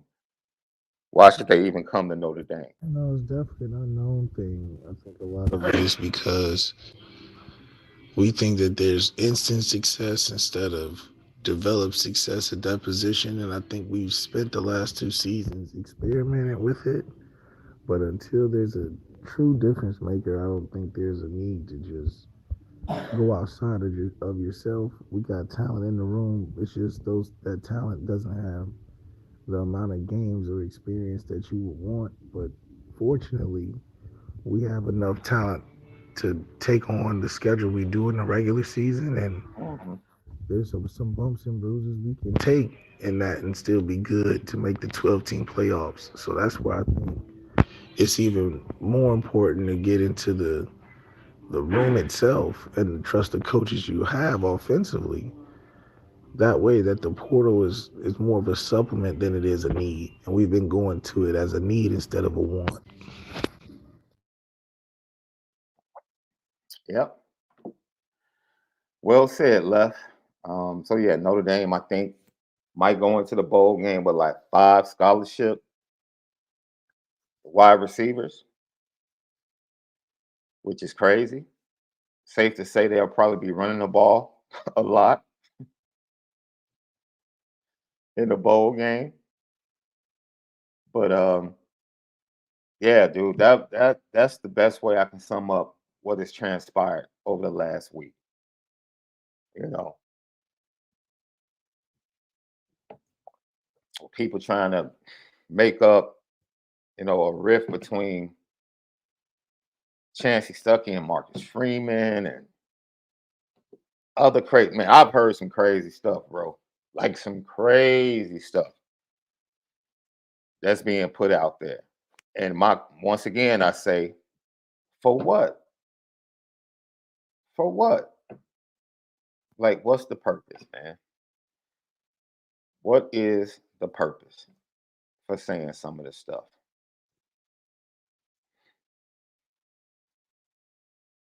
Brian Hatton with the super chat. I respect all opinions and try to fall somewhere in the middle. I mess with y'all a lot though. Pause. Laugh out loud. Oh man. Brian, man, we appreciate you, my brother. We appreciate you. Hey, dude, that's all you can ask of your readers, your subscribers, your followers, your listeners. That's all you can ask. Dude, here. Respect what we say, put it into your mental, and then whatever you come up with, that's fine. That's fine. But for everyone that covers Notre Dame, don't just assume people are out here lying, man. Don't do that. Left, anything before we get out of here? The games have started. We previewed the games, gave our Heisman winner, we gave our Final Four, and we put a nice little bow on this Chancey Stuckey stuff. Anything else? Man, it's gonna be a good day of football. That's true. Man, fabulous day of football.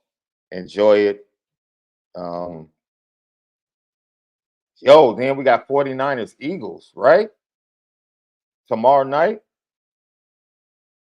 49ers Eagles, which is going to be another fabulous game. So, somebody asked about the strength and conditioning coach. Um, there are some names out there, but I'm going to wait before I really dive into that. Wide receiver coach, I would tell you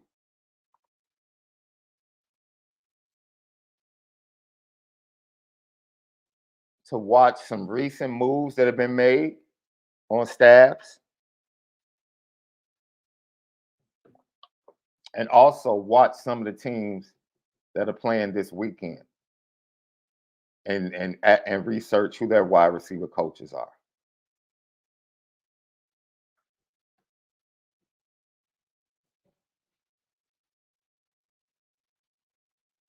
And then you start cutting the list down.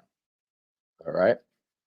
So for left, Sean Davis, man, the chat, as always, you guys are the best. We're only us because of you. So we appreciate everything you do for us, how you support us. You continue to support us, the love you show us. Thank you for always making the show better by keeping the chat lit. It's always lit. Yeah, Green Bay does play Kansas City. We appreciate you, and enjoy this great day of football, man. Lucky Lefty podcast. Next show is going to be Monday. Next show will be Monday. Tomorrow we're taking. Hey, we're relaxing tomorrow. That's right. Next show will be Monday. Milton fan, thank you for the super chat as we leave. Why was Rico the favorite? Man, I have no clue. I have no clue. There's a backstory to that.